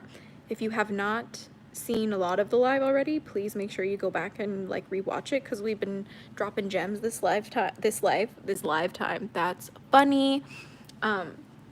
But yeah, I really love working with dragons, specifically through my dreams. It's like a huge part of my practice, and I think it's a great way for people to start to realize how connected they already are to dragons. So don't forget, even if you were vibrant with health, balance, and variety are the spice of life. Yeah, exactly, Study the Red. This is why sometimes I'll show up with like a hella makeup on, like fully done, like around all of the like influencers and crazy stuff I do. But sometimes I'll be here in bed with messy hair and no makeup on. Like I came here earlier today with messy hair and I brushed my hair out earlier on the live, and it's just like kind of had bedhead because it's been you know, I've just been dealing with some health issues, but that's okay. You know, like it could be worse. I'm very grateful that I have the health that I have. So we have nothing but gratitude over here. Take care of your health. I know how chronic illness goes. It's terrible to deal with, to be honest, and so frustrating. Yeah, dude. But I also am able to have the radical compassion for my struggles, and I'm also able to define my reality for myself. And I'm choosing to make my chronic health issues my superpower and able to be more compassionate to those around me. That has been the biggest lesson I've learned from having a chronic health issue, because it has given me direct experience with excruciating pain and suffering and struggle. And I feel like a lot of people who are born into privileged lifestyles like I am might not experience that kind of pain and suffering. And so I feel very humbled by my chronic health issues, and I just feel like that's made me a very compassionate person. So I'm very grateful for the struggles that I go through, and I thank my guardians and my spirit team and my gods and goddesses for that stuff. You know, it's very important. I definitely have the Dragon Fae Oracle, and I may have seen on your past videos already, but enjoying your wisdom for a while now, so thank you. Oh, thanks, Lindsay O'Neill, you're the rock star. Definitely love that shit. I will definitely break out that Oracle deck in the next video that I do. I talked a little bit about it earlier on the live, but next time I show up here with a dragon video for you guys, we're just gonna do a dragon like tarot oracle card show and tell. I have so many different dragon decks that I use, and I'll also pull some cards for you guys to get some messages from our like dragon guardians, or the collective messages for the hatchling clan. I think that would be really fun to do. I dream of sea serpents and dragons, but I don't think about them too much.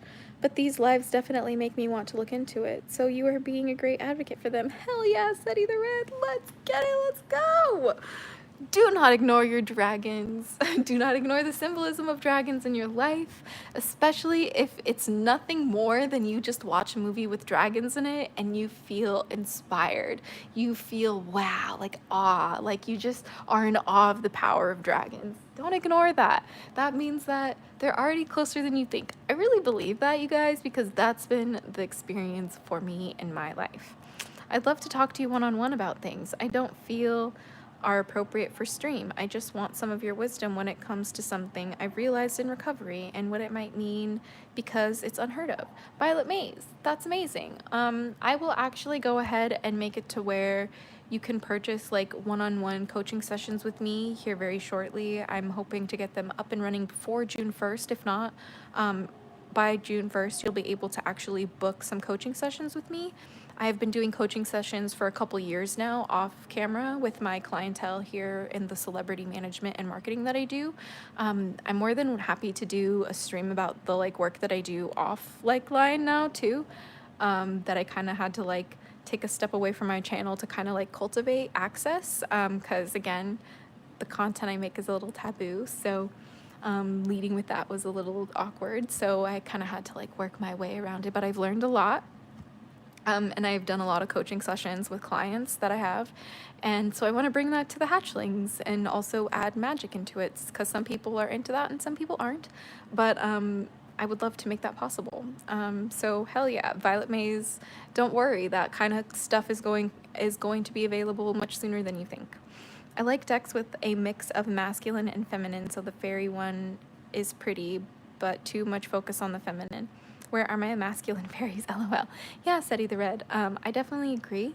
It's a very feminine heavy deck. I definitely work with the Oracle of the Dragon Fae to tap into my divine feminine power and just the feminine archetype. But I will go ahead and show you some more of my favorite decks that I have that have a more masculine feel to them. So hold on to that. Hold on to your britches here. We'll definitely do that. Earth for your vitality, wind for your lungs, fire to keep you warm, water to keep you nourished, electricity to keep you in touch with the world. May these elements stay at your disposal. That's really cool, Carlin Barker. It reminds me of this one chant that I did with my old coven way back in the day. We would go earth my body, water my blood, fire my breath, and wind my spirit. Or it was like wind my breath and fire my spirit, I think. And it was just a way for us to kind of like open the circle as like a little coven. It was really cool back in the day. So your comment reminded me of that. Kiara, hey, thank Kai, hello, for joining the live. So happy to have you here. Curious about Dragon Fae. Incidentally, I have fairy tattoos and a dragon on my arm. Ooh, well, it's no coincidence that you found this stream then. My content is super charged to attract everybody who is connected with dragons and fairies and Dragon Fae. Specifically dragons, we mostly focus on the dragons here, but fairies by extension because of the Fae. I definitely have my name spelled feather with an F-A-E-T-H-E-R instead of F-E-A because of fairies, so super excited to have you here. It sounds like you already got that energy really present in your life, and maybe it would be cool to look into that symbolism and learn a little bit more about how that could really play out in your spiritual practice if you're interested in cultivating that. Like in real life, coven stuff sounds so effing cool. Like I wish, LOL, Twinkleplasm. It's actually a lot less glamorous than you think. I kind of tapped out of it because there was a lot of drama. And it kind of felt limiting in a way. I felt like I wasn't able to grow as much as I wanted to. I really would love to make my own coven one day, of just full of women that I trust, personally, but like I just don't really know. I've already tried to make this happen many times and it's just always blown up in my face, and my dragons, every time I try to do this, get really quiet and I feel very disconnected from them, and it always circles back to I have to show up for my community in this sense, I guess. Maybe one point in time, maybe when I'm older and further along in my craft, I'll be able to do that kind of thing, but we'll see. We'll see. Dragons have been a strong symbol in my life. Everything draconic based have always called to me. Since then, I've made a lot of dragon connections on the astral planes and other planes. Not much on the Fae as of yet. Yeah, dude.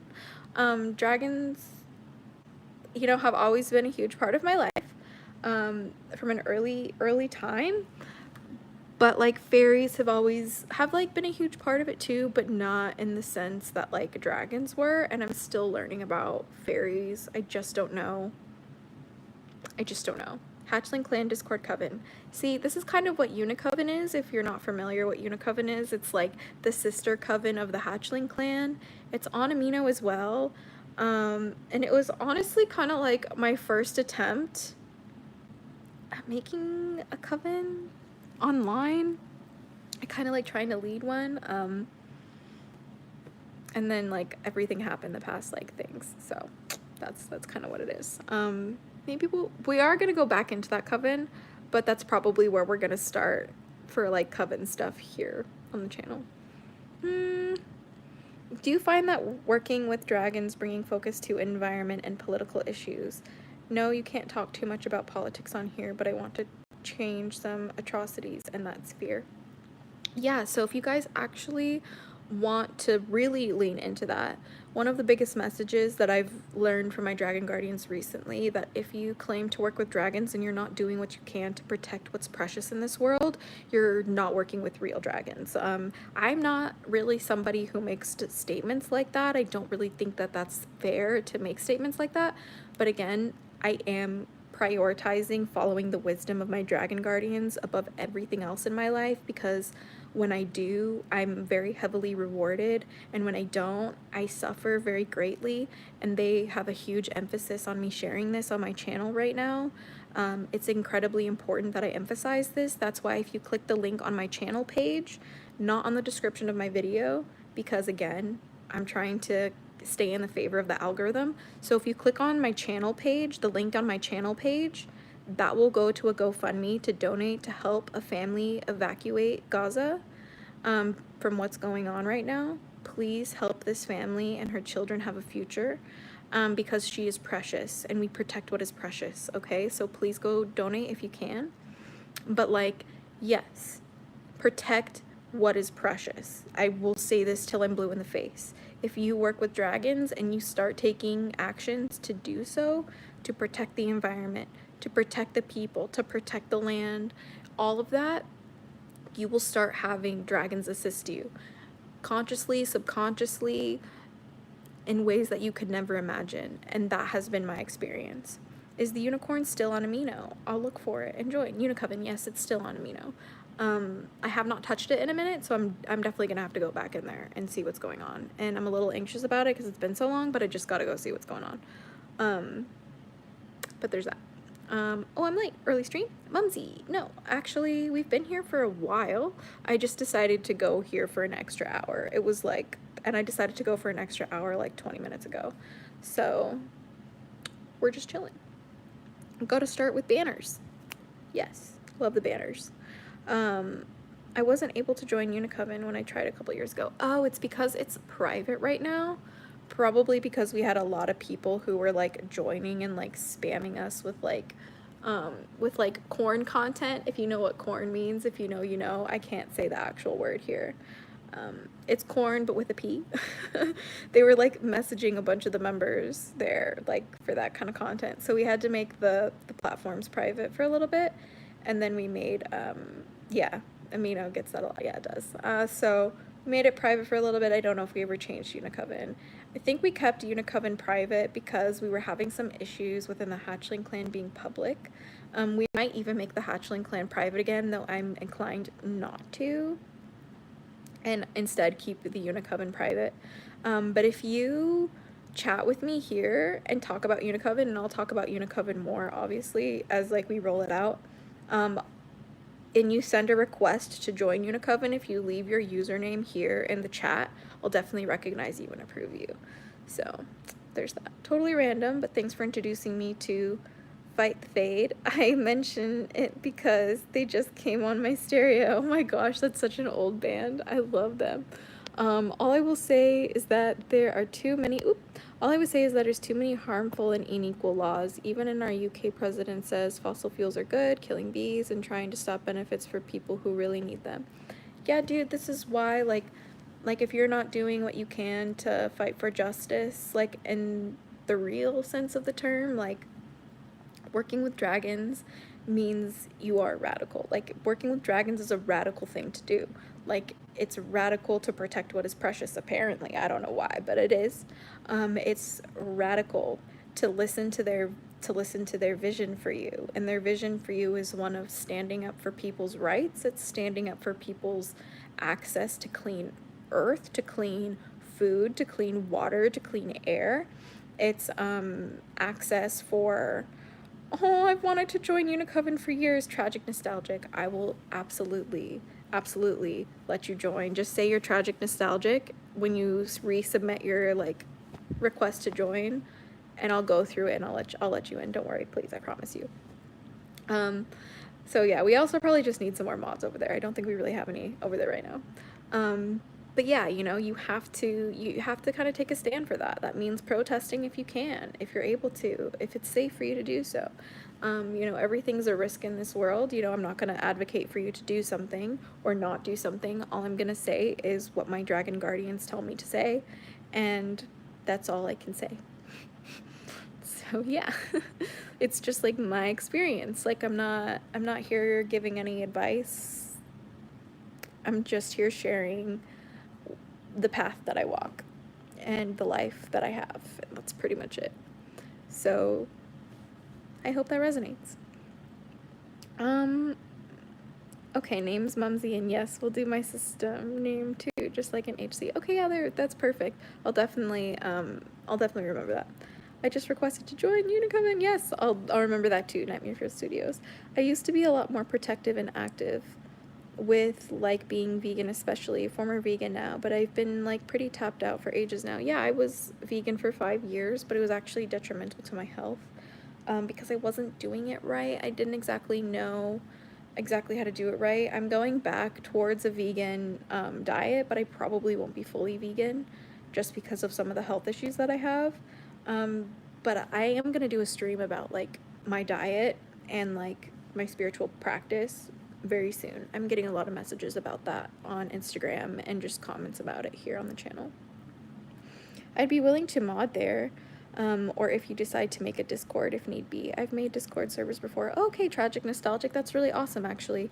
I will definitely be in touch with you about that. Have dragons given you messages lately of a big shift coming? Well, no, I've been kind of always been told that there's, like, ever since I was a kid, I've had really, like, a reoccurring dream of just really big shifts happening in the earth, and I never really knew when that was going to happen, but I just knew that I would know when I knew it, if that makes sense. And it really started happening around 2020. And then after I went through a lot of loss and I had to do a lot of shadow work and fight a lot of my own darkness, like my addictions and my bad behaviors and recovering from trauma and just like cutting out toxic people from my life and redefining my boundaries and raising my standards for the quality of my relationships. All of these things had to take place before my dragons showed back up into my life, and even new dragons showed up. And they really just tell me to protect what's precious, and that's all we have. That's all we can do. Right now, they are telling me right now to remind everybody that all we have is each other, and we are foolish and stupid to think otherwise. We're foolish and stupid to think we have time to do whatever we want while we're here. We're arrogant. We're actually like so close to being smart, but somehow we miss it. That's rude, but true. These are just like messages I'm channeling from my guardians specifically on this because this is a very good question. And at the end of the day, right now is not the time to be afraid. It's the time to get secure and to fortify yourself and to take action to create the world that you want, because if you don't do these things, you might not have a world to create in anymore. It's really that simple. But it's not like the world is ending. The world is not ending. Like, don't be afraid. Like, there's nothing bad's happening. Like, honestly, like, it's only bad if you perceive it that way.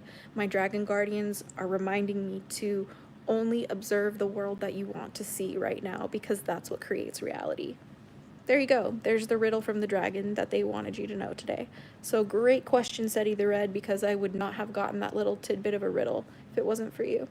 I think I'll request to join Unicoven too. Hell yeah, we'd be so happy to have you. I've been part of covens in past lives, and I always got unalived for going against their demands, and I had nightmares about it growing up. A lot of them are bad people. Not all, but I say work on your own unless you've known them for many years and 100% trust them with your life. Yeah, you know, that's fair. But here on this channel, we're very much of the perspective of alchemizing our trauma into power. We're also of the mentality of creating our own reality and observing a new world and new opportunities. And at the end of the day, I personally know in my heart and soul that being a part of a coven is meant for me in this lifetime, but I don't know when, and I don't know how, and I don't know why. I just know that it's gonna happen.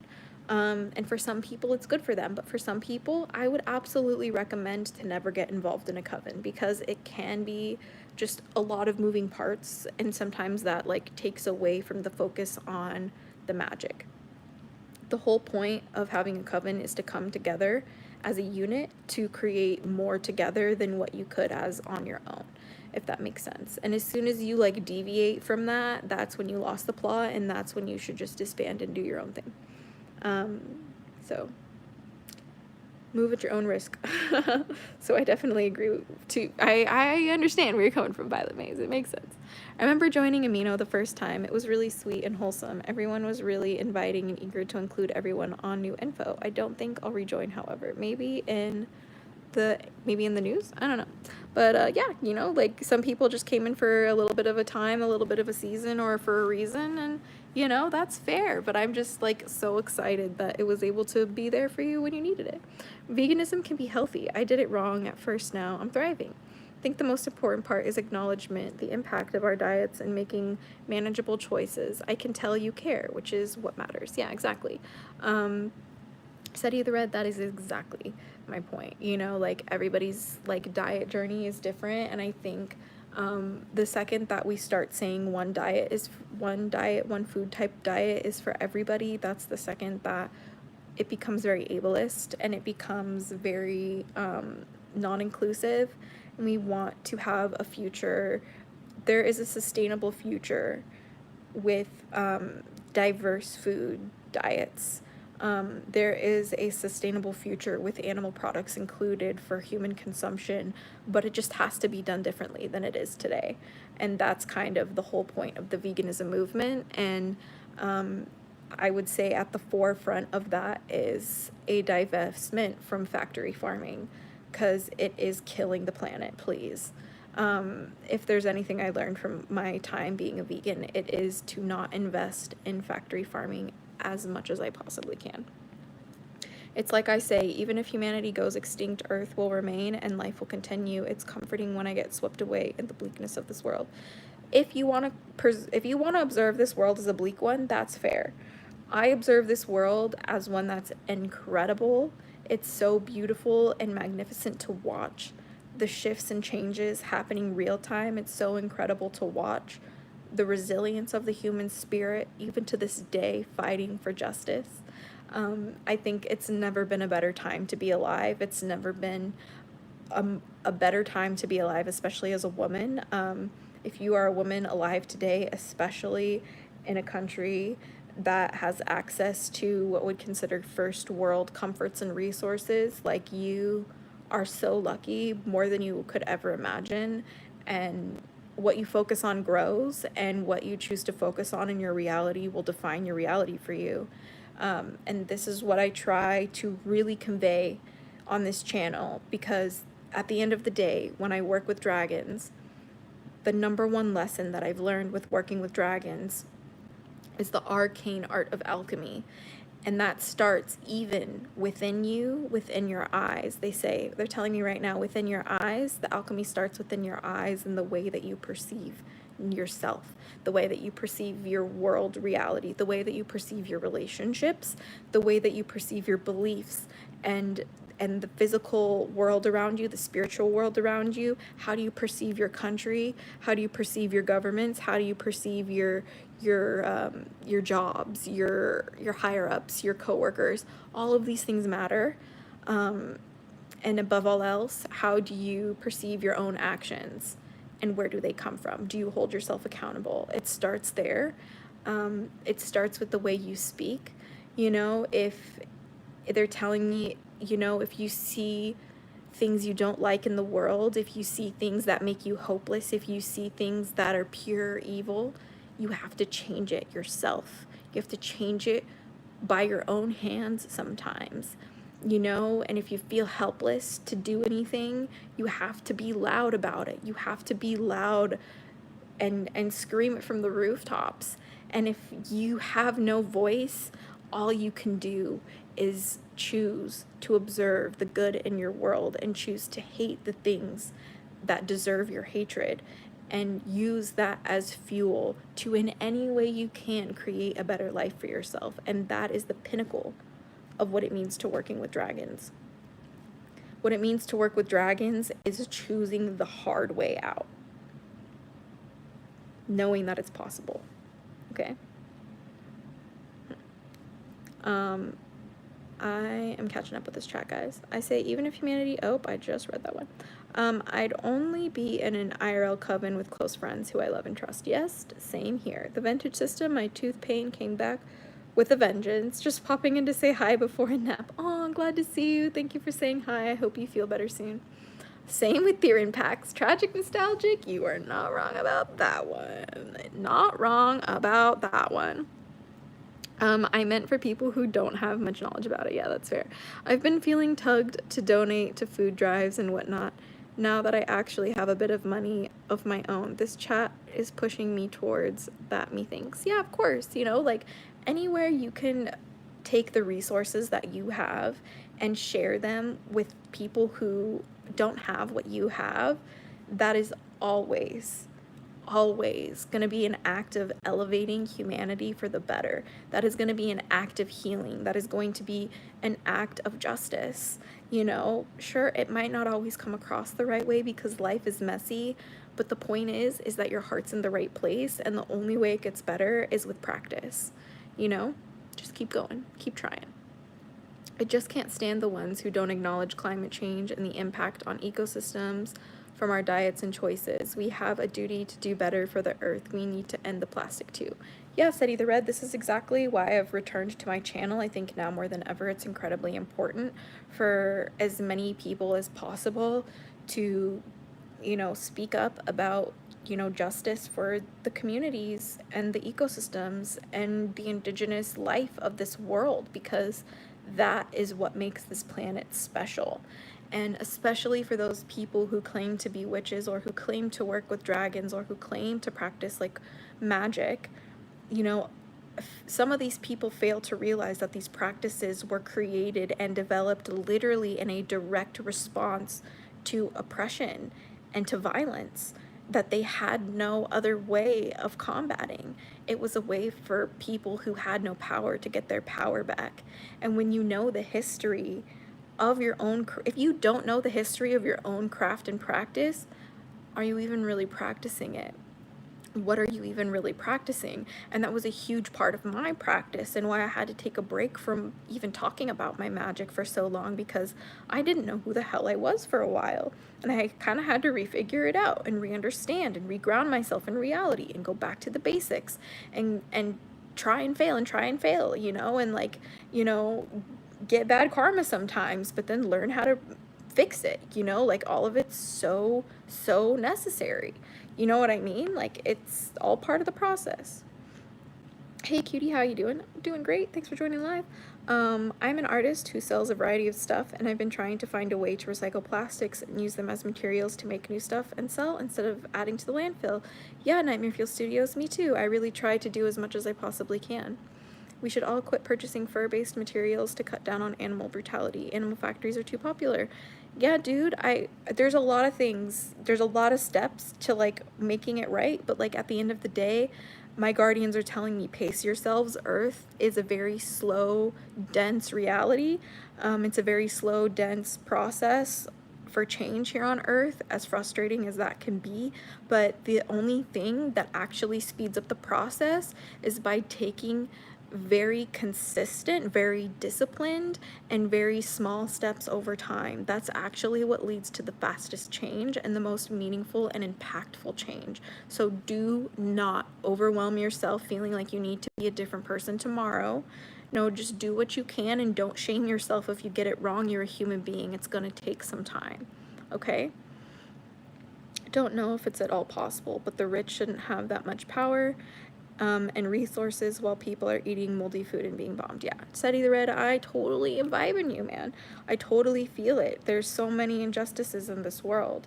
I get that. But at the end of the day, that anger is righteous, but how are you going to use it? Are you going to use it to continue to watch more content and get mad and not take action? Or are you going to use the resources you have to help people who need your help, like donating to the person's GoFundMe in my channel? There's somebody who needs our help right now who's suffering injustices from systems like that.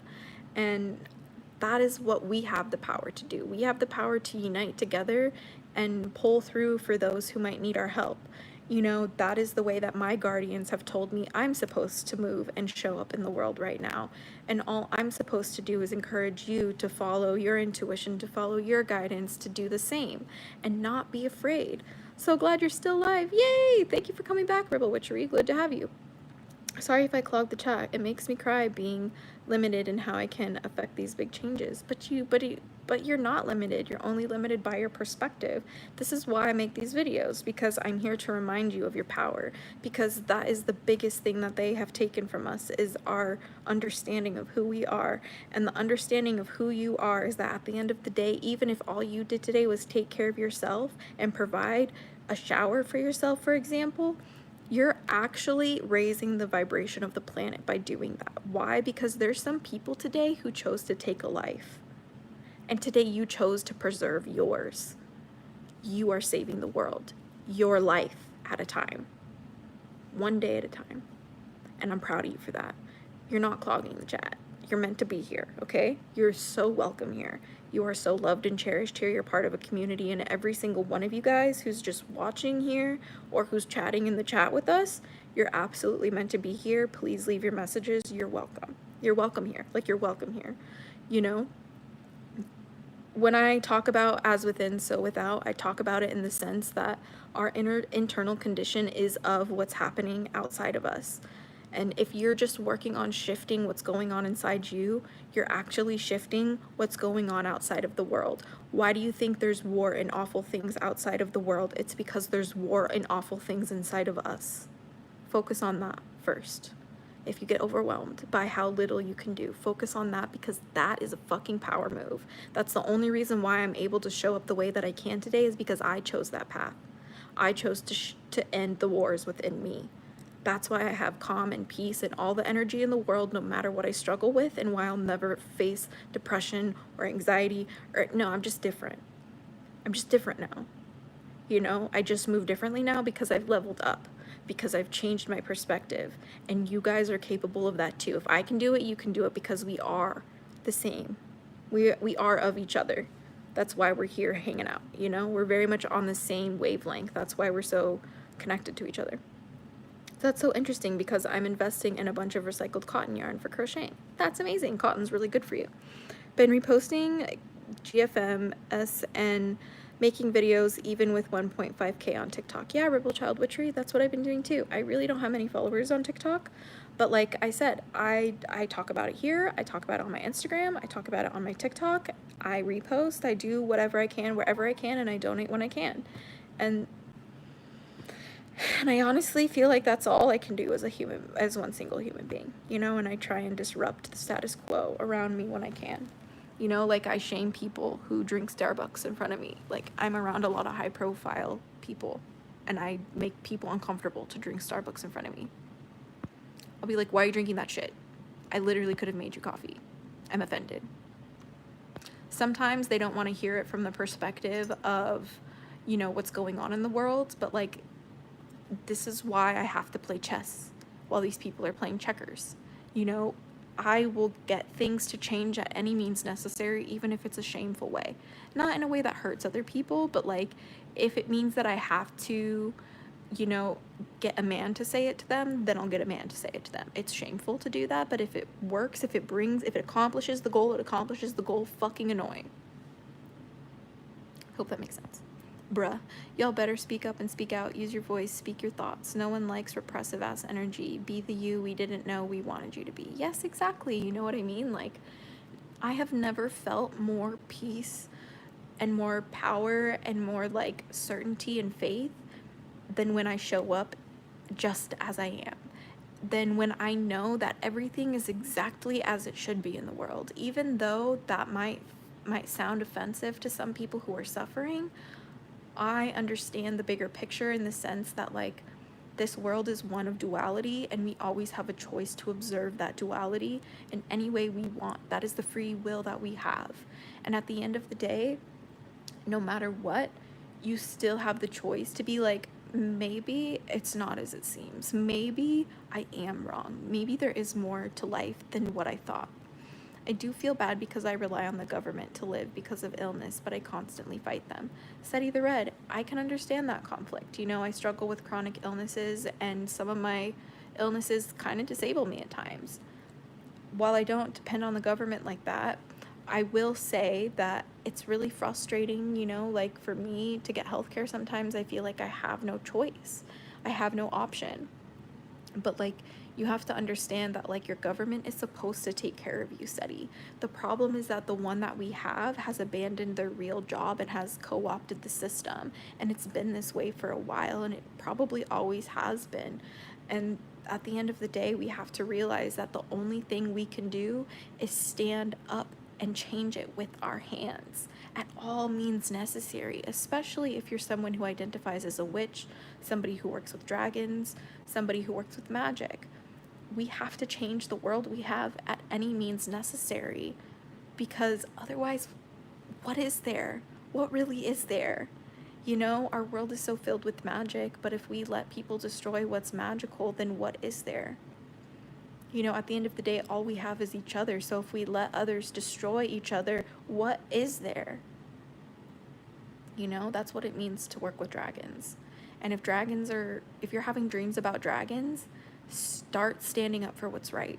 If you're having dreams about dragons, start helping those who have less than you. If you are having dreams about dragons, start disrupting those people who are a little too comfortable with the way the world is. If you are having dreams about dragons, start owning up to your own bullshit. Start owning up to your own shadows. Start owning up to your own toxic traits and start changing them. Like, if you are having dreams about dragons, start learning how to regulate your own emotions. Start pointing the finger at yourself instead of those around you. If you're having dreams about dragons, start looking in the mirror and asking yourself questions like, who am I? Who do I want to be? How am I supposed to show up today? That's what matters. That's what matters. You know? Fake leather just doesn't have the same properties as real leather, and fake leather is produced in factories and made from plastic, so I use real leather, but I do my best to source it ethically. Yes, Nightmare Fuel Studios, I do not buy real leather, and I do not buy fake leather. I buy repurposed leather. So if I'm going to buy leather products, I'm going to go to like thrift stores and Goodwill, and I'm going to also go to, what's it called? Like, I'm going to look through my family and see if my family has any leather products that I could use, if that makes sense. You're not alone. Visually impaired, but think of changing things from the bottom to top, inside out. Yeah, everybody has their role to play. And the only thing that matters is trying your best in the way that you feel like you can make the most impact, even if that means you're disabled. If that means you have to play 5D chess with observing a new world because you're disabled, then that's your part to play. If that means the only thing you can do is somebody who, you know, doesn't have that many spoons that day, if all you can do is share, you know, somebody's GoFundMe that day, then you made a difference because you could have chose not to do that. And you will never know the ripple impact of what your actions are. And you're not supposed to know that. That's why this world is designed the way it's designed, is because at the end of the day, like, you have to choose to do things whether or not you know the impact of your actions. That's why when you choose to do things that will likely have a better impact on those around you, you're going to have a better experience. I promise you. Cheers. Okay. Thank you. And sorry, everyone. Just want us all to stay in a positive mindset. Don't worry, Carlin. I will make sure we all stay in a positive mindset. That's literally why I'm here. My responsibility is to be a harbinger of hope. That is what my guardians tell me. I'm supposed to be a beacon of hope in these times. And when we reach peaceful times, I'm supposed to be a beacon of grinding to reach your power. To make sure that you're doing everything you can to know what it means to survive. But right now, We are here to maintain our calm, we're here to maintain our peace, and we are here to maintain our zen. Relax, okay? The best way to win in this world is to calm down, to learn how to control your emotions, especially get your fear and your anger in check, and learn how to move from that and not by that. What I mean by that is like take action informed by your anger, by your fear and your grief, but not being controlled by that, if that makes sense. So if I'm afraid to take action, that's probably because I should take action, if that makes sense. So instead of me getting afraid and not taking action, that would be action controlled by fear. But if I'm afraid of something, I should take action to stand up to it. That's an action informed by my fear. I hope that makes sense. Everyone keeps talking about a huge shift coming. Yeah, dude, but it's because it's already here. Like, just look at our sun. Our sun just blasted us with so much solar energy. Look at like the history of the sun cycles with the history of human evolution. You will see when there's huge shifts in the sun cycles and there's huge sun and solar activity, you will see there's huge shifts in human consciousness on the planet. That's all that's happening right now. Like, people are literally getting so like drama there's this huge thing coming, blah blah blah blah blah. Like, no, like relax. Like, it's already here. Like, amazing things are happening every single day. Like justice is winning every single day. Like, people are remembering who they are every single day. People are discovering magic for the first time every single day, more than ever before. Like, wake up, it's exciting. Like, the big shift is that everybody's getting their shit together, and it's happening every single day, and it's been happening for decades, and it's just all coming to a head in these past few years. But it's not something to be afraid of. Like, nothing's breaking down. We're only breaking through to the next season of human evolution. Like, get excited. Like, we're gonna get to be the first people who get to cultivate a world that's in harmony with the planet after years and years and years of oppression. And you know what? Success is the only option. There's no room for failure. There just isn't. Because, like, our world is so divinely protected. Humanity is so loved and cherished by so many. You don't even understand, you guys. Like, being a human is such a gift. You have no idea how blessed you are to be alive as a human being right now. You are doing so good. You got this. Keep going. You're doing so good right now. Just take it easy. Fortify yourself. Meet your own needs. Take care of the wounds within your heart. Take care of the wounds within your generational bloodlines, within your familial bloodlines. Take care of the trauma within your community. Take care of it one step at a time, and you will be so surprised at how quickly the change happens. You know what I mean? Hey, Cozy Crossings! Hello! So happy to see you. Thanks for joining. I saw extraterrestrial in my apartment. Yeah, Fred's dimension. Don't be afraid of that stuff either, because you know what? Aliens are some pretty cool guys. Tragic, nostalgic, chemicals, and conversations. Those have turned out to be fairies for me myself. That's pretty cool. Wonder where the only dragon I believe I have come into contact with didn't look like a dragon at all. They were actually really shisty and honestly sort of manipulative. Is this the norm? I mean, some dragons can be this way. I really can't speak on behalf of all dragons. I can only speak on the dragons that I've worked with, and the dragons I've worked with have come in a huge spectrum. And I think that that's pretty awesome, you know, and just to keep an open mind. Never really know, you know? That's kind of why I feel like you just got to focus on yourself and improving yourself, and the right dragons will come to you if you focus on that. That's the best way to work with dragons in my perspective. My current goal is to plant a bee-friendly garden, even though it's small. Exactly, because for those bees, your garden is their lifeline.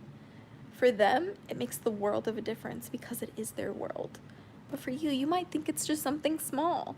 See, I have a friend who has, you know what? You're awesome, and I'm gonna get on my feet for you because you deserve somebody to match your action. So let me tell you what's ahead of you if you choose to do that, even though you think that's so small. We have friends who have bees in their backyard. They have little beehives, and they sent us some honey. Here's some honey that they sent us. I'll show you. This is raw honey from their backyard. It's literally fresh. And here's something else. If you have allergies, eat honey that's made with the local plant, like from bees that are local to you, and chances are those allergies are gonna go away. Contemplate on the magic of honey, okay? Like, honey's so good for you. This is, when I started learning about the health benefits of honey, this is something that led me away from being super extremely hardcore vegan, because a lot of vegans would consider that honey is actually not vegan, which is true. Technically, it is an animal product. But honey in and of itself has such healing properties, especially when it has come to my chronic health issues. I have found that I will take some of this raw honey here that I've shown you, this one here, and I will add some Irish dead sea salt mixed with some Himalayan sea salt, and I will use that as like an energy booster when I do not feel good. I will literally sometimes take like a little spoonful of that before I go on like a red carpet, or before I do interviews, or before I have to work with a client. If I have to have a lot of energy to show up, even before these lives, sometimes I'll do those kind of like energy honey shots. There's nothing else like it. I've never experienced anything else like it. You can definitely heal not only the environment by providing home for the bees, but you can also help heal you and your community by providing the medicine of their honey. So it's just the best thing to do, honey. So yeah, I will definitely do when I can. Ever read DJ Conway's Dragon Magic books? Yeah, I love them. They were huge. I have a lot of videos on the channel about them from when I was a kid, like a literal child. They were one of the first books that I used to get into dragon magic, but I don't really follow those books that much anymore. I follow what my dragon guardians tell me to do nowadays. Don't bees only produce tiny amounts of honey in their lifetimes? No. See, a lot of honey is produced every single cycle, and they produce like huge slats of honey like every like week. It just depends on the health and size of the hive. So if you have a very healthy and a very large hive, those are the hives that are going to be the best to harvest from, because they're the ones that aren't going to notice the most. So I wouldn't really take honey from a small hive or a hive that you're trying to rehabilitate, because that's a little bit different. But if you have a really big hive that has a lot of worker bees and has a lot of excess honey, it actually helps them to just move the honey so it doesn't get clogged up, and so they don't leave and need a new nest constantly. Because when the hive grows too big, they need more space. So if you're able to kind of like help them, kind of like manicure that for them a little bit, it's actually really healthy for the bees. I wish I had more garden space. I planted a rose and surrounded it with wildflowers. Oh my gosh, I can't wait to like work on my little balcony again, and then eventually have my own garden when we have a home. I want to grow my own food. I think it's really important, and like I really want to grow like my own herbs and stuff to make my own teas and my own medicines. That's where this channel is going towards in the future. I'm just still learning a lot about that stuff because I don't know all of this stuff.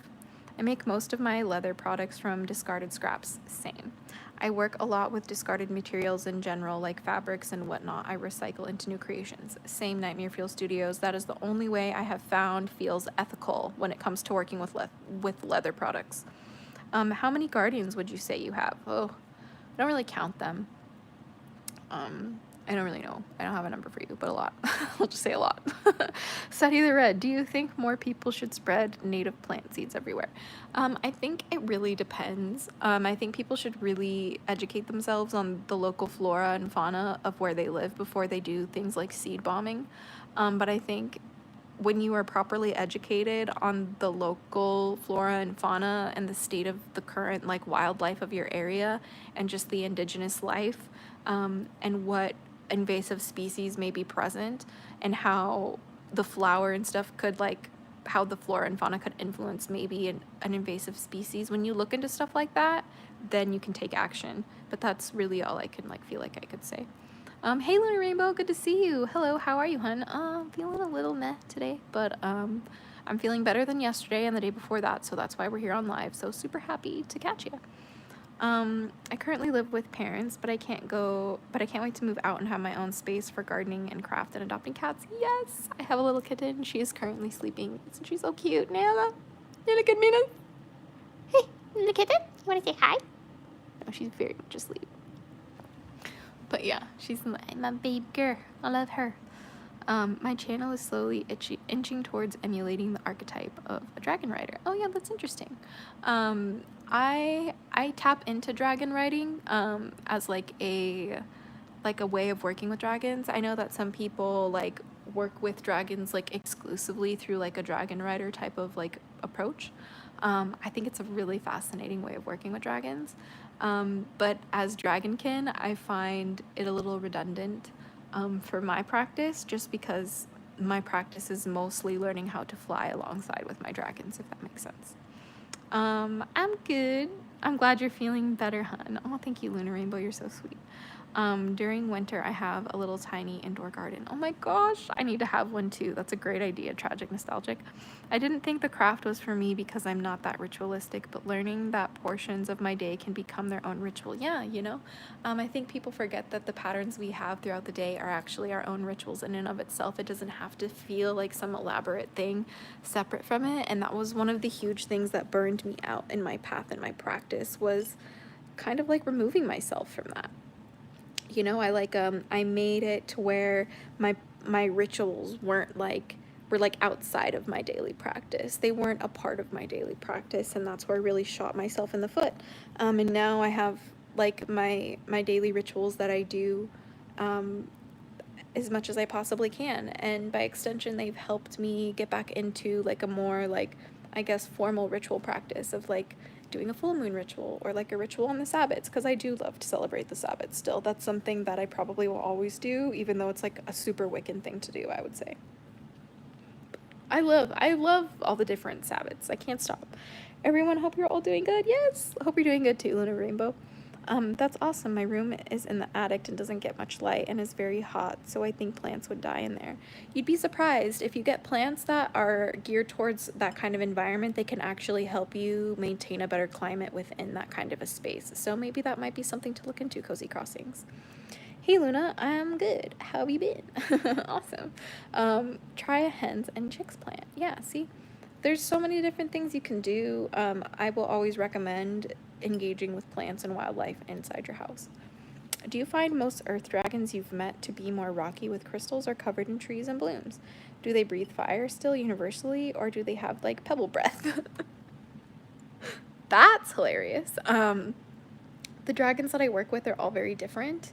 The best way that I could describe the way that like dragons function is that like they have like a breath of life, if that makes sense. At least the ones that are like more like bloomy, I guess you could say, because like there's all these different types of dragons. There's like, you could say desert dragons or earth dragons. You could also say that like crystal dragons are earth dragons. But you could also say that tree dragons are earth dragons, you know, flower dragons are earth dragons, like all of those kinds of things. But in my experience with earth dragons, it's very much been a focus on like a meditative practice of placing ourselves within the rhythm of nature and not viewing ourselves as separate of nature. It's about experiencing what it's like to be nature. Like, what does it mean to be a tree? To be a tree means to be still, to listen, to feel the wind in your branches, to provide shade for weary travelers, you know, to provide shelter for a family of birds. That's what it means to be a tree. And sometimes you have to take the stillness to be a part of nature, if that makes sense. So I hope that helps. I have fish tanks in my room with lots of plants in them. Hell yeah, I love that. I'm doing okay, just missing my twin flame. Can't wait for our reunion to come. I miss him so much. Yeah, I feel you. You know, for those of you guys who don't know, the partner that I have now is like the only real twin flame connection I've had. And during COVID, we were apart for 2.5 years and we almost did not stay together as a couple. But now we're living together and we almost broke up a lot, you know, just from life challenges and just how we grow and shift as like our own individuals. And we've never been better, you know? And it's just because at the end of the day, we choose to focus on improving ourselves first before we are codependent on each other. And that has been what has brought us together and fortified our relationship more than anything else. So that's really my only advice for twin flame stuff. My rituals are on more of an astral level. I have my own astral sanctum. Yeah, I do that as well. I do the astral stuff, and I also do the inner realm stuff with my dragon guardians. It's extremely important. They said that it's extremely important to have more than one sacred space and more than one realm of sacred space. And what that means is like having a sacred space that's not just in the physical sense or not just in the mental sense, or the spiritual sense, but in as many places as you can. It's only a matter of time, right? One matter of time. What? Any altar, it's time to connect suggestions for guardians you don't quite know yet? I would just, like, again, say, like, focus on improving yourself and asking for the guardians to help you in that endeavor to show themselves. That's really all I can say, if that makes sense. I'll definitely look into some different plants that might work. I'm lucky to live in an area with lots of woods and fields, so I feel lots of nature around. Oh, see, that's incredible. I really wish I had that access because I live right in the middle of the city. It's really hard sometimes.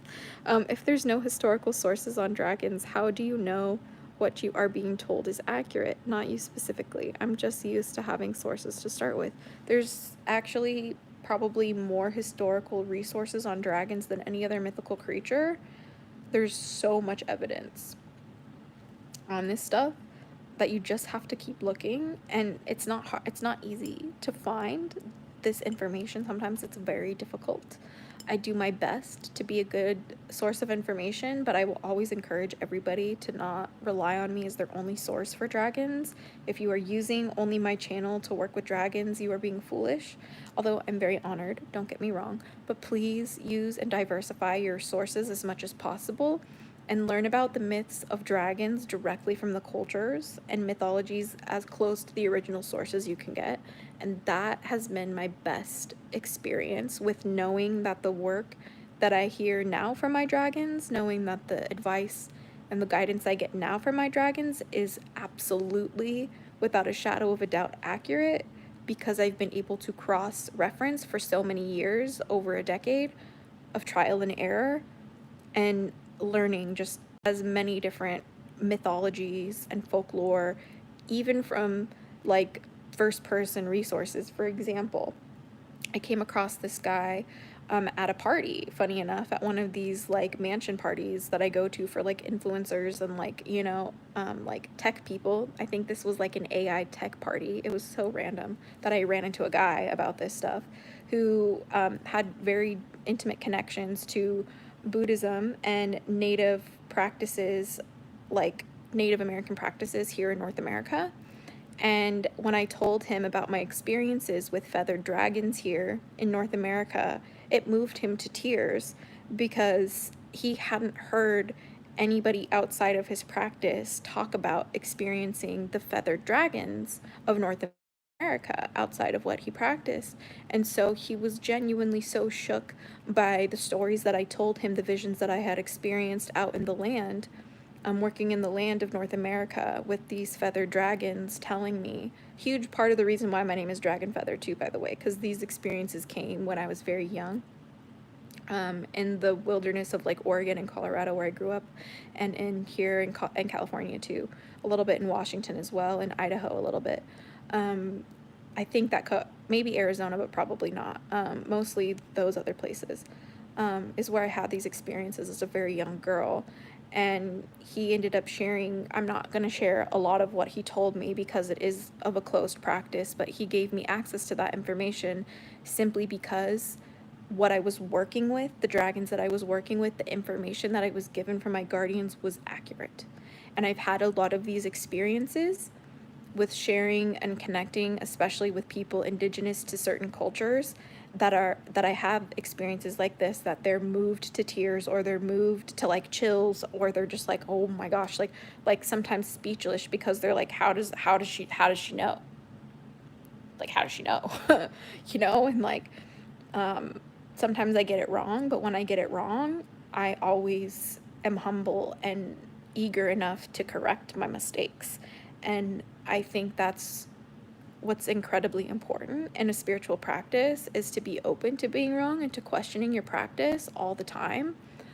Because had I not made that a huge part and focus of my path and my practice, I don't think I would have access to the dragon guardians who trust me and respect me the way that they do to give me access to this kind of information. Because in my practice now, 90% of what I do, the knowledge that I have and the direction that I take comes from my spirit team exclusively.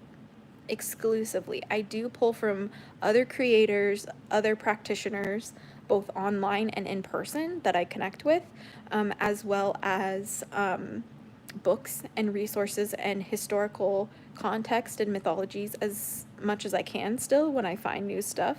But like I said, I find the most success in listening to the guidance of my spirit team and my dragon guardians, if that makes sense. I'm born and raised here in Colorado. What part did you live in? I will be moving to LA once my twins reunite.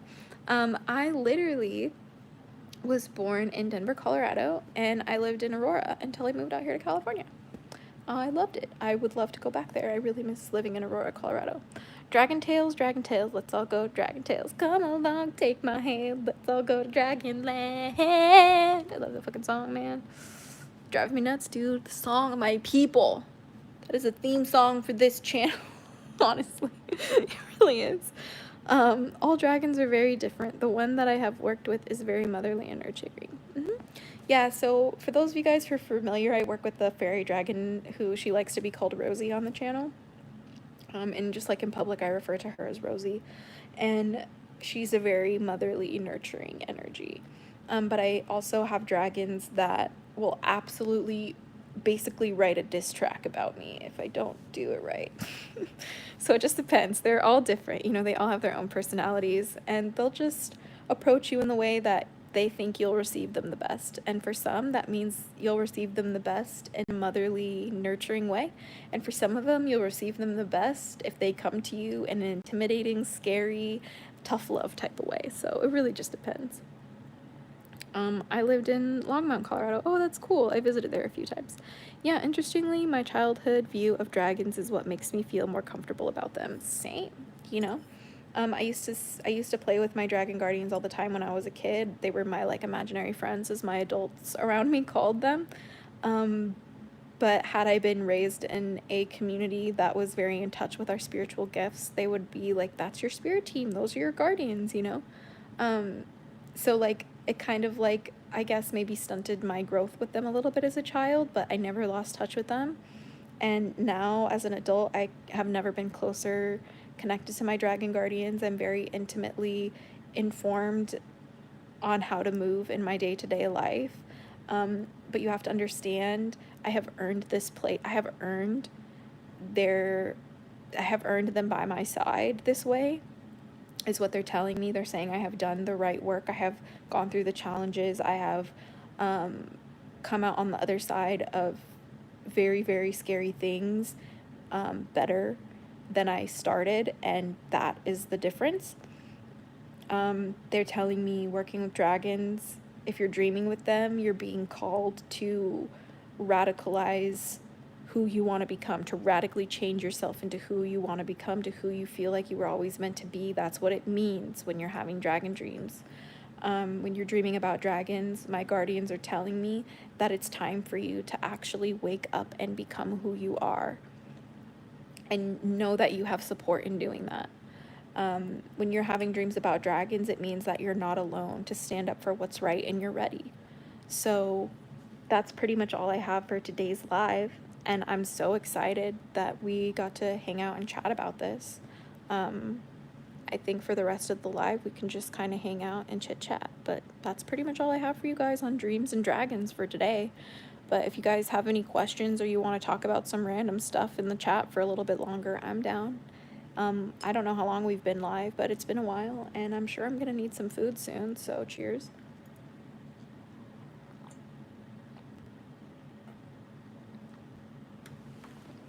Whew, I definitely needed to finish that one.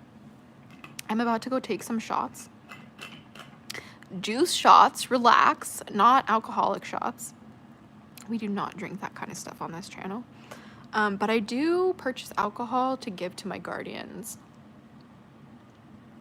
I do not have alcohol in my house for consumption. I mean, my roommate has alcohol in the house for consumption, but we're not talking about that. I also have 2 dragon guardians. Hell yeah, that's amazing. Oh, hey, Slime Phalian. I hope I said your name right. So awesome to have you here. Thanks for giving us a heart and joining the live. Yeah, interesting. My childhood view of dragons. Oh, I already said that, and you're absolutely right. Still, you're still correct about this. I don't know how many I have anymore. Yeah, same. I'm the same way, tragic. I just got back on the Hatchling Clan a few days ago. Yay, Rebel Witchery! I will be back on the Hatchling Clan this week, I've decided. Nightmare Fuel Studios, Norse Gods, also alcohol. Also love alcohol, yeah, I know.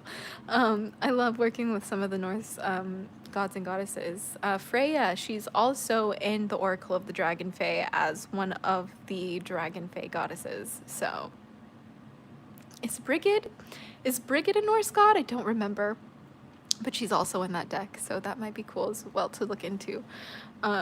There's a lot of good dragon energy in the Norse mythology. I hate alcohol. You and me, Luna Rainbow, are the same person. I agree. Can imagine a dragon sleeping with its wing over you. Bed be a protective spell. Seti the Red. Yes, I do this every night to help me sleep. That's really funny. You took the practice right out of my mouth. I literally wouldn't have voluntarily shared that information with you, but because you specifically asked, I am being given confirmation to say, yes, you are onto something good. You are onto something there. And I do this. Sometimes I will do this if I feel particularly anxious or if I don't feel good. Like when I'm on my period and I'm dealing with a lot of chronic health issues, I do this kind of a thing. Yeah. So I wish there were more books on working with dragons. Cozy Crossings, I promise you I'm working on some, but again, I agree. I need some more books on it. And as much as I can write a million books about dragons, it's still gonna be just dragons through my eyes. Like I need more of a diverse pool of resources.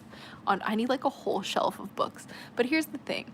I also consider, because there's such a lack of like resources with dragons, I also consider like books, like fantasy books on dragons, like good resources too. Because like pop culture witchcraft is a thing, you know, like I have been heavily influenced to work with dragons because of the Aragon series. Those books, looking at how dragons and you work with dragons in the books, really influence and inform the way I work with my dragons today. So you have to understand that like you can technically make anything a resource if you choose to look at it that way. But be careful when you play. You're walking a very fine line when you play that game. I've been doing that for over a decade. Yeah, that's amazing. Thor is one of my main deities. He's a big fan of alcohol. Oh yeah, I'm telling you. It's a great offering for spirits. They love that shit. And gods and goddesses, they love that shit. The Norse goddess Hel is my matron goddess, and her brother, the great serpent, has huge dragon energy. Yeah, exactly. See? You know what's up. She knows what's up. I'm having anxiety about going to sleep right now, so it popped into my head, like cuddling next to Charizard. Yeah, exactly. Sometimes I do that with this guy. I'll like sleep with him, like watching over my bed, and it like actually helps me sleep a lot better. Just because like the idea of like a Charizard Rayquaza dragon hybrid is just like quite overpowered in my opinion, so it's like a good energy that I connect with that makes me feel safe while I sleep. And that would be considered pop culture witchcraft. If you want to label it, that's what it would be considered. Love your energy tonight, Azura. Gotta sleep now, though. Peace out, everyone. Oh, thanks for joining live. Glad to have you here, and I hope you sleep well. I did meet Rand from Norse mythology and felt the sea salt on her skin. I believe Brigid is Celtic. I think Brigid is Celtic. You are correct, Seti the Red. Nightmare Fuel Studios. Out of the Norse deities, Loki is probably the closest to the dragons since they gave birth to a dragon. Yeah, you know, I need to learn more about like these mythologies. I'm gonna start brushing up on my knowledge of just like serpent energy and like dragon energy and like rim energy in what's it called? In like gods and goddesses, like pantheons, and the mythology of like different pantheons. I think it'd be really fascinating. Me and my dragons talk a lot, and I can feel with me all the time. They told me it's okay to tell you and their name, Falcor, is a white dragon, and Sophia, blue-green scale dragon. That's beautiful. Honestly, I'm so honored that's even okay that you share that with us. Because here's the thing, you know, like, I feel like it's incredibly important to respect the boundaries of our guardians, you know, just like we would another human friend, you know, give them that same respect of privacy. They're choosing to work with you. You don't want to really reveal all of their magic or their secrets too. So, you know, it's just an honor that they feel that way. And like, I hope that like your guardians and your spirit team can resonate with the content that I create. And I hope that I can help along your path too. If Loki can turn into a horse, he can do a dragon. Oh, that's funny, Seti. Hoki is Hell's father, so it tracks. So that tracks. I'm loving this. This in the chat. This is so funny. I've always been really called to Norway and Norwegian culture and dragons. I visited last year and never felt so in touch with my magic. Yeah, Cozy Crossings. I'm very called to take a trip to Wales. This is where a huge part of my heritage is, and their flag is literally a dragon. They have a huge, rich history of witchcraft as well, being one of the only places that did not suffer from the witch hunts back in the day. They were kind of a safe haven, always been a safe haven for witches, and have always had many, many words for witches in the language, simply because it's such a part of the culture out there. So that I'm very called to go to Wales, to not only connect with dragons and fairies, but also with witchcraft and magic. And I hope that I can do that sooner than later, because it's just so beautiful out there, I'm sure. Falcor from Never Ending Story, my favorite childhood movie next to Peter Pan, and Sophia's from Aragon. Yeah, that's amazing. I love that. I used to call myself Saphira, like before I like had my Azura Dragon Feather name in my channel here on the internet, when I was using the internet before I had a YouTube channel. So that's kind of funny. Is it about that time already? I don't want to go. No, I'm not leaving just yet. I'm just hanging out. I just kind of like finished talking about the like topic for today. So now I'm just kind of like hanging out with the chat because I still have time on my hands. My boyfriend, he's working on some music stuff, and I'm just kind of like not feeling well, like at all. Like the only thing I would be doing until he's done and ready for dinner is to just like scroll on TikTok. So I would just rather hang out with you guys than scroll on TikTok, if I'm being completely honest. So we're just kind of hanging out until it's dinner time. Am I the only one who brings a Squish Army member traveling, snuggling, a mushy stuffy now? Yeah. I always have a stuffed animal with me when I travel. Sometimes it's more than one. Next time I travel, it will be Rayquaza Charizard who comes with me. I need to like actually give him a name. I don't know what to name him. I like called him Rayquarzard, but sometimes I accidentally call him Retarzard and it gets me in trouble. So my friends, when they've heard me accidentally call him Retarzard, say that that's his name and it cannot be undone. And I have said it on the chat a few times before, and you guys said that it's offensively hilarious, so it's fine to keep his name Retarzard. So I hope that it's okay, that that's all right. Is the world serpent a dragon? Yes, it is, Seti the Red. You would be absolutely correct. The Norse serpents are 100% dragons. Yes, they are. And I love it. It's 4:30 in the morning. I did this for you as when I have lunch for breakfast. Oh my gosh. I'm so honored to have you here, though. It wouldn't be the same without you. I'm not going to lie. We love your questions. You've had some great questions tonight, so it's been an honor and a privilege to ruin your sleep schedule. That's why I chose those names. No, that's amazing. I'll post my new Light Up Dragon plushie on the HC Amino tomorrow. Oh my gosh. Yay! I would love to see it. That'll be so much fun. Let's see. If you visit Wales, I recommend making a trip down to Cornwall too. A great place for witchcraft history, and they have an awesome witchcraft museum. Oh my gosh. See, I didn't even know this. This is why I need to go to Wales. I feel like I'm missing a huge part of like my culture and my history. Like I need to go to Ireland, I need to go to Wales, I need to go to Scotland. I need like all of the Celtic countries. And then I also have a lot of like English heritage too, but I also just have like a lot of just family from that area too, if that makes sense. So I would love to go visit my family over there as well. It's also 4:15 for me. I couldn't sleep because I have an exam tomorrow. Oh my goodness. Well, I hope that the dragons can help you pass your exam. I say Afro titty all the time. Originally a joke, but now it's a thing. Oh my god. That's my favorite one from today. Thank you for that. Thank you for that laugh. I needed it. I also say Tahuti that boots. Luckily, the gods have humor. Yeah, honestly. Cornwall is in England, but it's only a few hours from Wales, so defo recommend. Oh yeah, that's amazing. Yeah. I definitely don't really know like when I'll be able to do traveling like that. But I'm hoping that when I do travel to those places, it's because I'm on tour for my music. And that's how I'm gonna visit all of the countries that I want to. And one really easy streamlined process is just because I'm gonna go on a world tour. I'm manifesting that for all of us. We need that in our life. A world tour with music plus a little halftime witchy ritual show. That's what everybody needs, right? I know you want to go to a concert like that. Would you?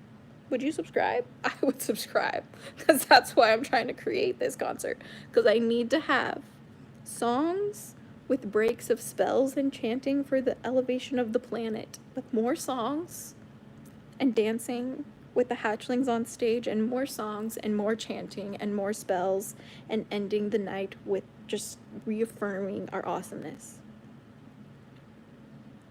That is the ultimate goal for what I'm trying to do in life. Okay? Right. All right. I love to stay and chat. My twin is wanting to talk. Love you all. Many blessings to you. Hugs. Thanks for hanging out, Luna Rainbow. I hope you and your friend are doing great. I can show you Liverpool. I would love to see Liverpool.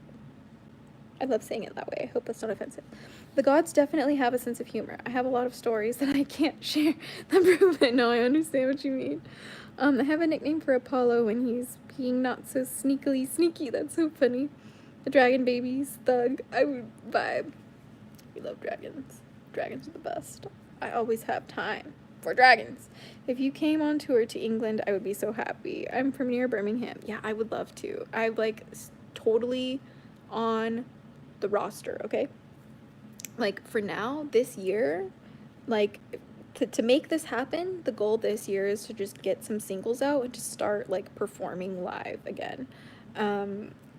Hopefully that happens this summer. There's just a lot I'm trying to do with my life now because I feel very behind after just a lot of years of depression and trauma and trying to survive. I feel like I have to play catch up a little bit. I know that everything is just as it should be and everything's in divine timing and all of that, but there's also just I have a lot of ambitions in this life, so we're just trying to do all the things. Wait, serious question, everyone. Is it the 15th or the 16th for everybody here? I don't know anymore. Don't ask me. Oh, don't. I have a thing for, oh my god. Bambi Thug, oh, my on babies. That's so funny. 11:18 p.m. Yeah, for me, it's 8:18 p.m. It's actually pretty early for me to stream. I normally don't stream this. I usually start streaming, like, right now, which is why we're still on the stream. Because I have decided to stay on like for an extra hour, which it's actually already been another hour, but I might stay on just a little bit longer. Yeah, it's gonna be the 16th for me. It's 8:19 right now. It's gonna be the 16th for me in like 4 hours, I guess. Maybe a little less than 4 hours. Shows up every summer with his perfect smile, and then I don't see him till next year. Apollo, you're so funny. I've noticed the late night streams tend to get more creeps that I have to ban. Yeah, you're absolutely right, Nightmare Fuel Studios, and that's because that's when they have absolutely all the alcohol and drugs in their system, and they're ready. It's scary. It's the 16th for me, and I have A-level English lit exam in 4 hours. Oh gosh, I'm sending you all of the good stuff. All of the good stuff. I think maybe one day I'll go back to college, but I don't know if it'll be anytime soon. I just have so many things I'm trying to do. That you know, college just isn't the place for me right now, but I can totally see myself going to college as like, you know, like an older woman. Like I've always wanted to be like the grandma that gets a degree. That would be so cool. But anyway, that's just kind of what's been going on for me. We've mostly just been focusing on our health, which, oh yeah, by the way, talking about health, we just finished our drink, the Alive drink, the ancient mushroom elixir that has like mushroom Not psychoactive mushroom, but just like supplemental. Oh my god, the cat is so cute. Look at it. She's so cute. What is it doing? Say hi, Nayala. You want to say hi? Yeah, say hi. Oh my gosh, she just woke up from her nap. She's so cute. No, no, no, she's so cute. Say hi to the hatchlings, Elizabeth. Yeah. Say hi.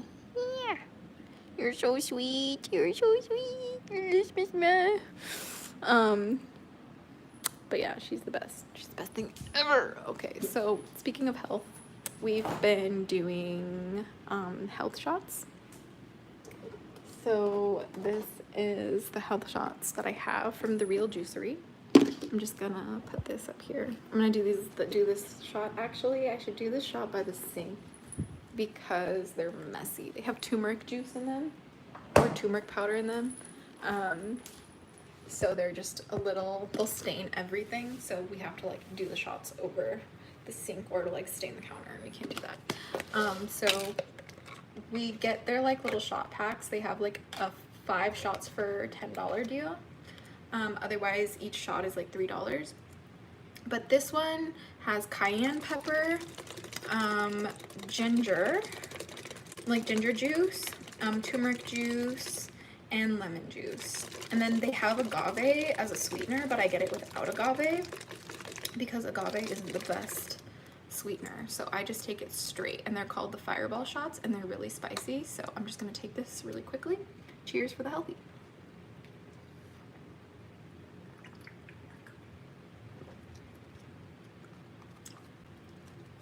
Wow, so spicy. Oh my gosh. Okay, so this is why we drink this stuff, because it's so good for you. But yeah, my guardians are telling me right now that I need to focus on my health. I need to focus on taking care of my health. I need to focus on understanding how to have a relationship with the land in case I need to be able to take care of myself and my community, to be able to understand how to use the plants in my environment around me to help heal me and those around me, because that's what it means to be a healer. That's what it means to be a witch, and that's what it means to be just a good part of your community. I am watching on my tablet, and audio is a few seconds ahead, so I can hear running juice as you squire Rayquaza, and it sounds like he's pooping. That's awful setting. I wish I didn't read that. I only know of one dragon channel outside of Azura's Working Dragon Mystic. Oh, okay, yeah, I've heard of his channel. I recommend, oh my gosh, I can't think of their names off the top of my head, but the next dragon stream I do, I'll give a little shout out to a few of the creators that I really enjoy. I can't remember their names right now for the life of me, but I'm gonna try and take another one of these shots. I have to take all of these before I go to bed tonight, and have another 10, excuse me, I have another 5 in the fridge for tomorrow, because again, on my period, like, I have to do everything I can to like help myself feel better, you know. It's just awful. Stuff is so spicy, you guys. Like, it kind of hurts my tummy a little bit, but like, I'll be okay as soon as I just have some water after this. I have some stuff hanging out, some little lemon bits. Let's see. Make sure it's not tomorrow because I get paid Friday and I want a reading, lol. That's so funny. I won't do that stream tomorrow. The like dragon reading stream tomorrow. The algorithm doesn't like me doing dragon streams back to back. They just don't do that well. So if I do like a dragon stream once a week, that's when they do well. So cheers, guys.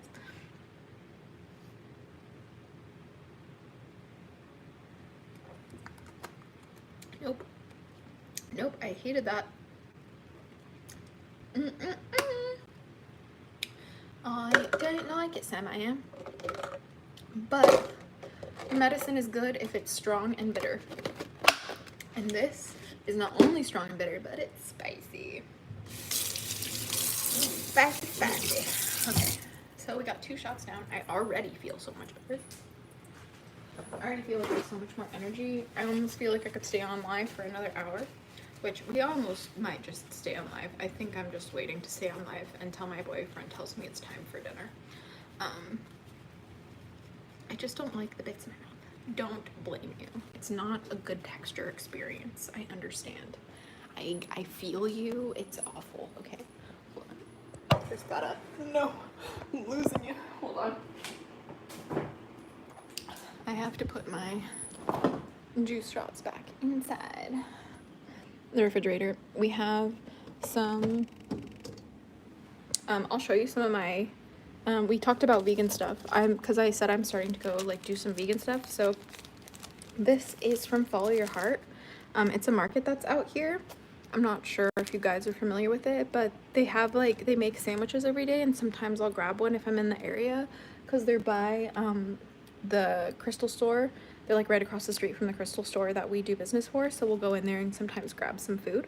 But this is a vegan pastrami sub, and it's basically the greatest thing ever. And then my boyfriend got this pecan blondie little like muffin, really good for you, and then like super nutrient dense. And then my favorite thing is the pesto pasta salad. This is what it looks like. It has like cucumbers, these like little popping cherry things. It has pesto, olive oil, walnuts, garlic, lemon, salt, pepper, tomatoes, cucumber, onion, red pearl peppers, and Kalamata olives. So good. And then we got our juice shots from the Real Juicery.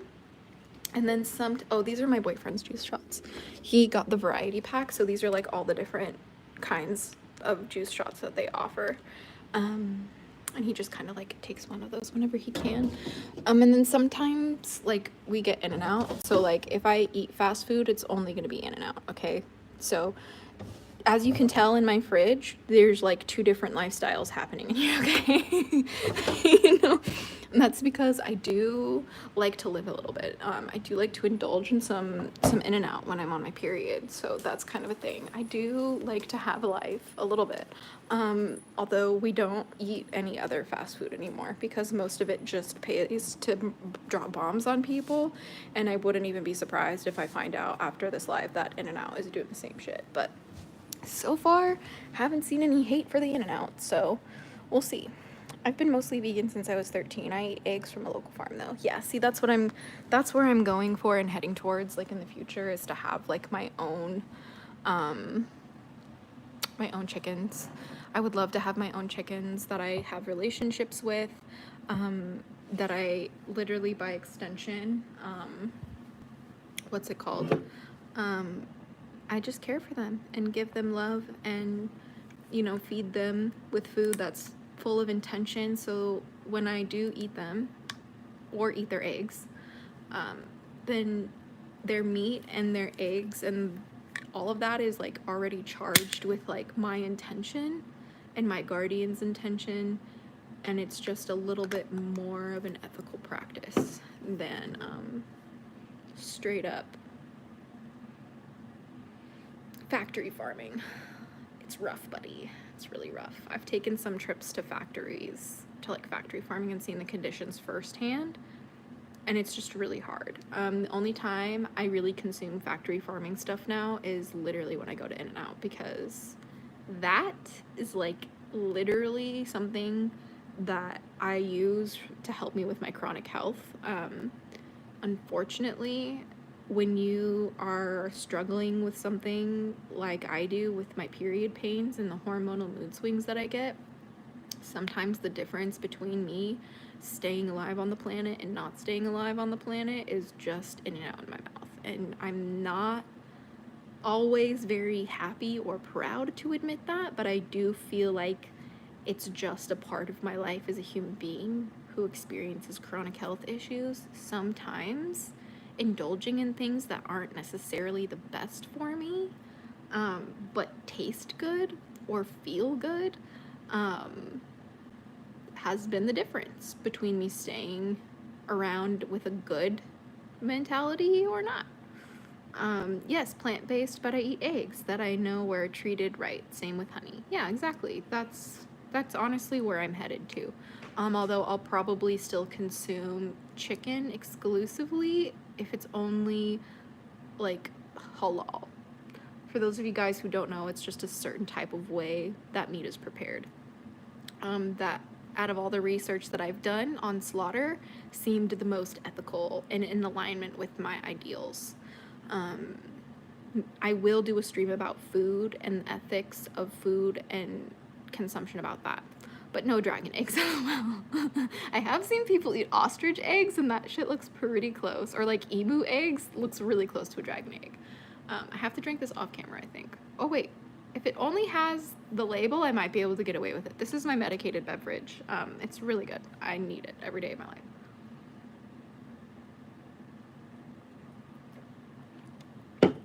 It's how I sometimes get through the day. Fried chicken, yeah. Vegan junk food gets a bad rap, but it's not all bad.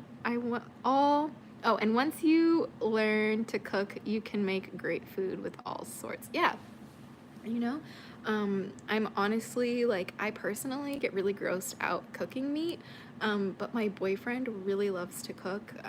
He, like, grew up in a household that cooked a lot of, like, authentic cultural meals. So he cooks with a lot of, like, spices and, like, in ways that, like, I just am not familiar with. So I'm not just gonna, like, not eat his food when he cooks for us. So he doesn't really, like, he doesn't cook, like, pork, and I won't eat pork. And he likes fish, like, he likes salmon, but he won't really cook it around me anymore. He won't eat it around me because it genuinely makes me, like, physically sick. Like, the smell of salmon just, or any fish, just makes me want to vomit. I don't know why. I can't handle it, you guys. It makes me so sick. So he unfortunately doesn't really eat salmon anymore, but, like, I encourage him to eat it, like, out with his friends or when I'm not around. So he doesn't do that, but he will sometimes, like, cook beef too, but I really try to avoid red meat, especially with the period pains that I do experience, because in my experience, consuming like cow, like hamburger or anything like that causes a spike in that issue. So that's why when I go to In-N-Out, I'm kind of gambling sometimes, because the hormone levels in the meat from, like, fast food is not a good thing for you. My cat is shredding literally paper towels. Are you ready to see how much of a monster she is? Look at this. What are you doing? What are you doing? What's this? What'd you do here, huh? What is this evidence? What is this? What do I do with that? This isn't sanitary. I can't use this. Why? Why did you shred? No, don't run away from me. You have to pay for what you've done. No, you can't just, okay. Oh my gosh, she never ends. She's an actual child. She just wants food, though. Look at her, literally. You want some food? You want some food? Yeah, she wants some food. This is what we feed my kitten. They are freeze-dried raw, yummy lickin' salmon and chicken recipe dinner morsels. We basically just feed her a couple of these pellets every few hours, and we rehydrate them with some water, and she loves it. And she has no issues with the bathroom. She has, like, no hydration issues. The doctors say she's very healthy. Whenever we take her, she does really good. Oh my god, I'm sorry you guys have to see her. I have to feed her. She's just being a little monster. Say hello, Miss Mac. Come here. Here. Oh my gosh. She's, like, being so mischievous. But she's, like, so cute, man. I just adore this cat. Let me just give her some food, though, because she's losing her marbles. Losing her mind. So we give her, like 9 to 11 pieces, just depending. She hasn't eaten in a few hours, so I'm just giving her a little bit more. Probably because we probably won't feed her again tonight. Maybe one more night. Well, maybe one more time. Oh, did you hear me? She was like, yes, you must feed me again. So let me just rehydrate that with a little water. So then this is what it looks like when I give it to her. It's just a little bit of water and her pellets. She loves it. Yeah, say thank you. Yes, destroy the food. She's so cute. I love her. Anyway. Oh, I love the kitty. Yeah, she's the best. I do miss hello me. but meat, especially raw, makes me want to vomit. Thai and Asian food tastes great without meat. Crispy tofu grows on you. I honestly really struggle eating seafood. Ever since I went vegan, I ended up developing a seafood allergy. When I tried to eat it again, I like have a minor like reaction to like shellfish. So most of like Korean food I can't really eat because it has a lot of shrimp paste in it. I have to be really careful with some of the like food.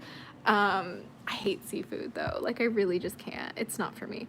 Although I do love kimchi. Okay, kimchi has shrimp paste in it. I will risk my life for kimchi sometimes. It's kind of sad. I don't recommend that. I don't recommend that at all. She's so quiet. My voice screamed from the moment I opened the cupboard. She used to scream, but we've done a lot of training with her to help her have more food security, so she's not as crazy with her food. Otherwise, she used to like steal everything from us, pretty much. Someone told me dragons are cats and a snake, but in a snake suit, and I cannot unsee it. No, you're absolutely right.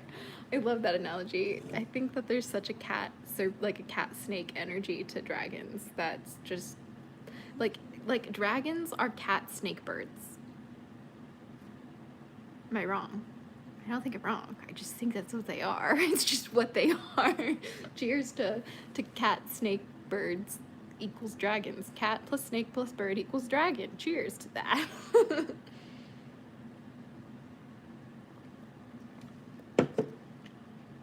It's the beautiful mischief, honestly. Cajun food and Mexican food are top tier. I'll die on this hill, yeah. I love Cajun food so much. Geez, my sister also has a fish allergy that makes her need an EpiPen. Allergies are scary. Yes, they are. Why? What they do to lobsters is just pure evil, yeah. I agree with you, Seti. I can't even subscribe to that. Although I will say, I used to eat popcorn lobster sushi. Popcorn lobster roll. That was amazing. I dream about those rolls still sometimes, but I still can't handle the process.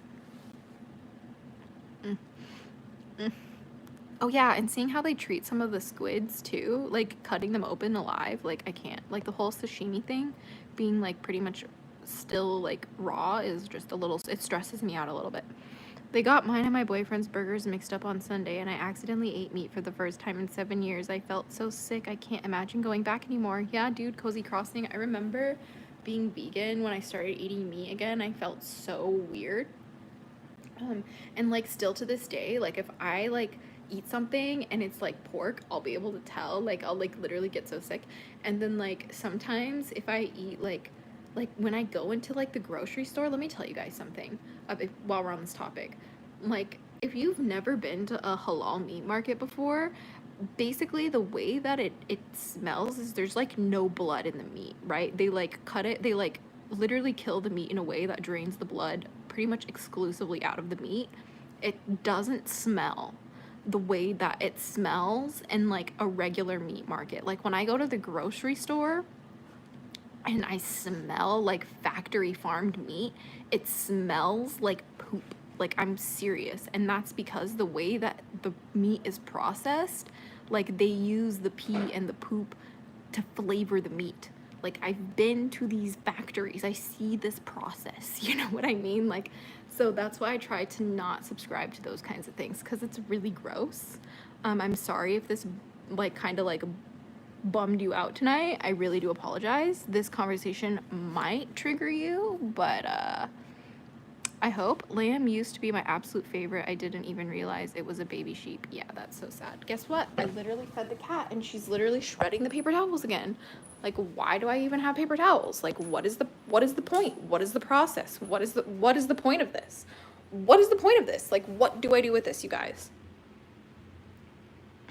Hello? She literally ripped all of this off, and she ripped all of this off, and then it's just like all shredded here. Child, she's a child. Like, I can't have damn paper towels just sitting out on the counter. This is why I don't have altars anymore, you guys. Like, it's because of her. She's ruined my life. No, I'm just kidding. I'm just kidding. But now that her saliva's all on this shit, she like just completely wasted all these paper towels. Thank you for that, you little shit. But now I'm gonna have to put the paper towels underneath the freaking like cupboard again, because it's like if I don't do that, then it's like she just destroys it anyway. Silly kitty. Yeah. Ghostie's grimoire. You think she's silly. We call her a terrorist because that's what she is. I don't believe in anything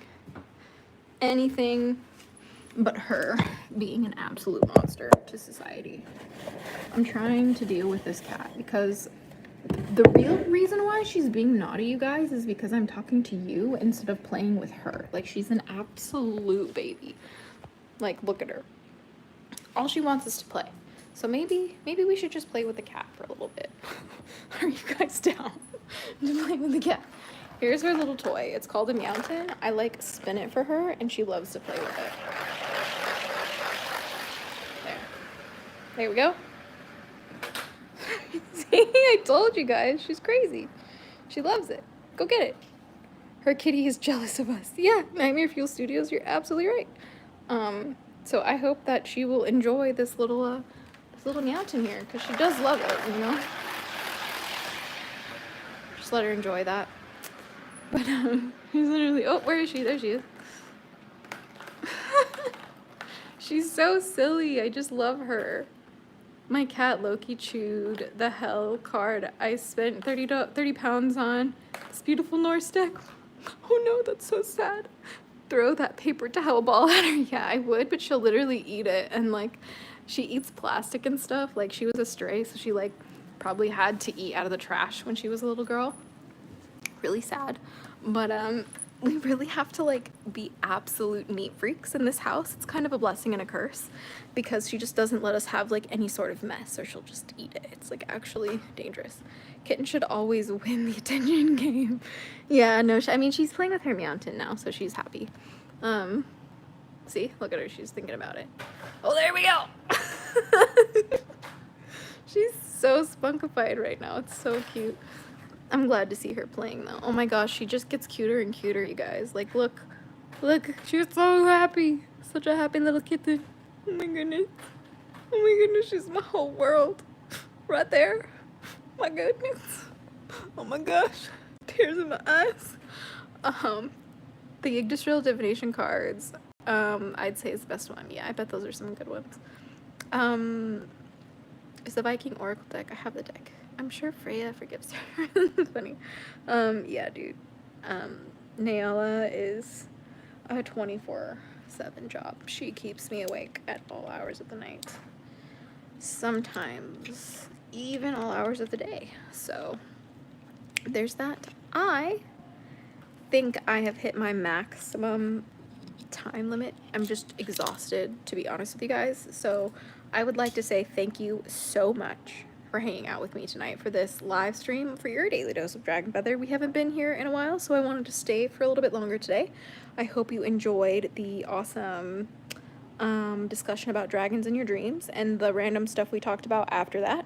It was so much fun hanging out with you guys, and until next time, stay geeky, cheeky, and freaky, little hatchlings.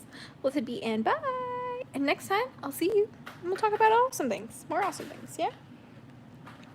See you then. Until next time, please be and bye. Mwah!